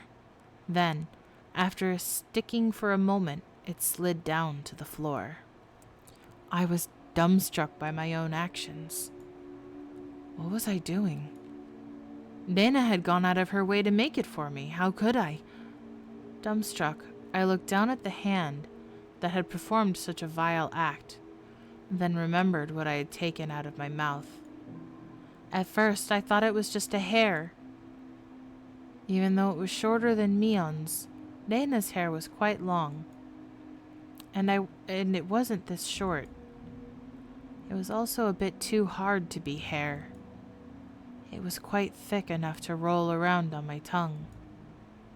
There was a bit of a metallic sheen on one end of it. Ah, yes. There was a hole for where the thread goes through. It was like a sewing needle. Yes, that's right. It looked very much like a sewing needle. Yeah, I'm very glad it didn't stab him. That would have made it worse. Exactly like one. The end was pointed as well, quite sharply. It really did look just like a sewing needle. Huh? What did I mean by looked very much like a sewing needle just a bit ago? I couldn't answer, but a voice inside me already knew, and let me know by chattering my molars together. I couldn't stave off the terror welling up inside me. Suddenly, I tasted something metallic and felt a prickling pain at the back of my throat. Oh no! I stuck my finger in the back of my mouth and felt around to see if I was bleeding. Suddenly, I felt the urge to vomit. The sharp taste of bile irritated the back of my throat. I clasped both hands over my mouth, and after writhing in agony, was somehow able to hold back the nausea. I was finally able to breathe normally again, but this time my heart was intensely throbbing. Then it finally registered exactly what was mixed in with the mochi. Before I could think of the correct word, my hands were already on the move. Splat, plop, splort. I tossed the rest of the mochi against the wall. The geometrical patterns of the scattered bean jam on the wall suddenly invoked a terrible omen in my mind. After looking away, I dashed out to the hall and flew upstairs to my room, where I stayed under my covers until morning. I clutched my own shoulders, howling madly in a mix of fear, anger, sadness, and frustration. This wasn't a threat or a warning or a reminder. Nothing as simple as that. What had happened in Hinamizawa? What is happening in Hinamizawa? What would happen? I didn't know the answer to any of those questions. Where did I break a taboo? Regardless, now Dana and Mion and others, they considered me an enemy. And they thought I should just die. I won't let you kill me. Not for such a pointless reason. I fell into a restless sleep as I was crushed by my negative emotions. It was as if I was being drawn into a billowing, bottomless marsh. Higurashi. Oh, that was so good. It was less intense than I expected. It's that scene is very intense in the anime because you just see him lose it, but all right. Medicine that makes you commit unaliving. Hard to swallow is the achievement I got. It says enjoy ? Some homemade snacks. I mean, luckily the scene in the anime is pretty brief, so it's not too bad. End of chapter 9. We've gotten pretty far. I think that's where we're going to call it tonight because we have hit the 5-hour mark. It is very late and I do indeed need to make some tea for my poor, poor throat.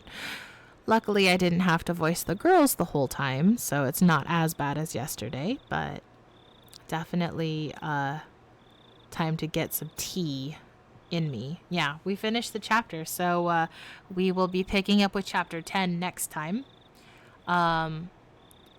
Before next week, I will definitely try to get Deathmark working, so that way we can continue with the Hanahiko story.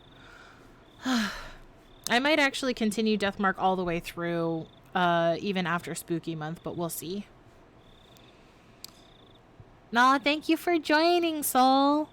I'm happy to have you guys hang out with me tonight. Ane and Yuzu and Soul. You guys are awesome. But thank you for hanging out in the Mimic Manor tonight for some spooky stories. Everybody who watches in the future or is catching up or what have you, I hope you have a great rest of your day, night, or whatever time zone. But yeah, thank you guys. Stay happy, healthy, and hydrated, and don't forget, I love you. I will stretch as the credits roll. Good night. Make sure to stretch and get some water, guys. Bye.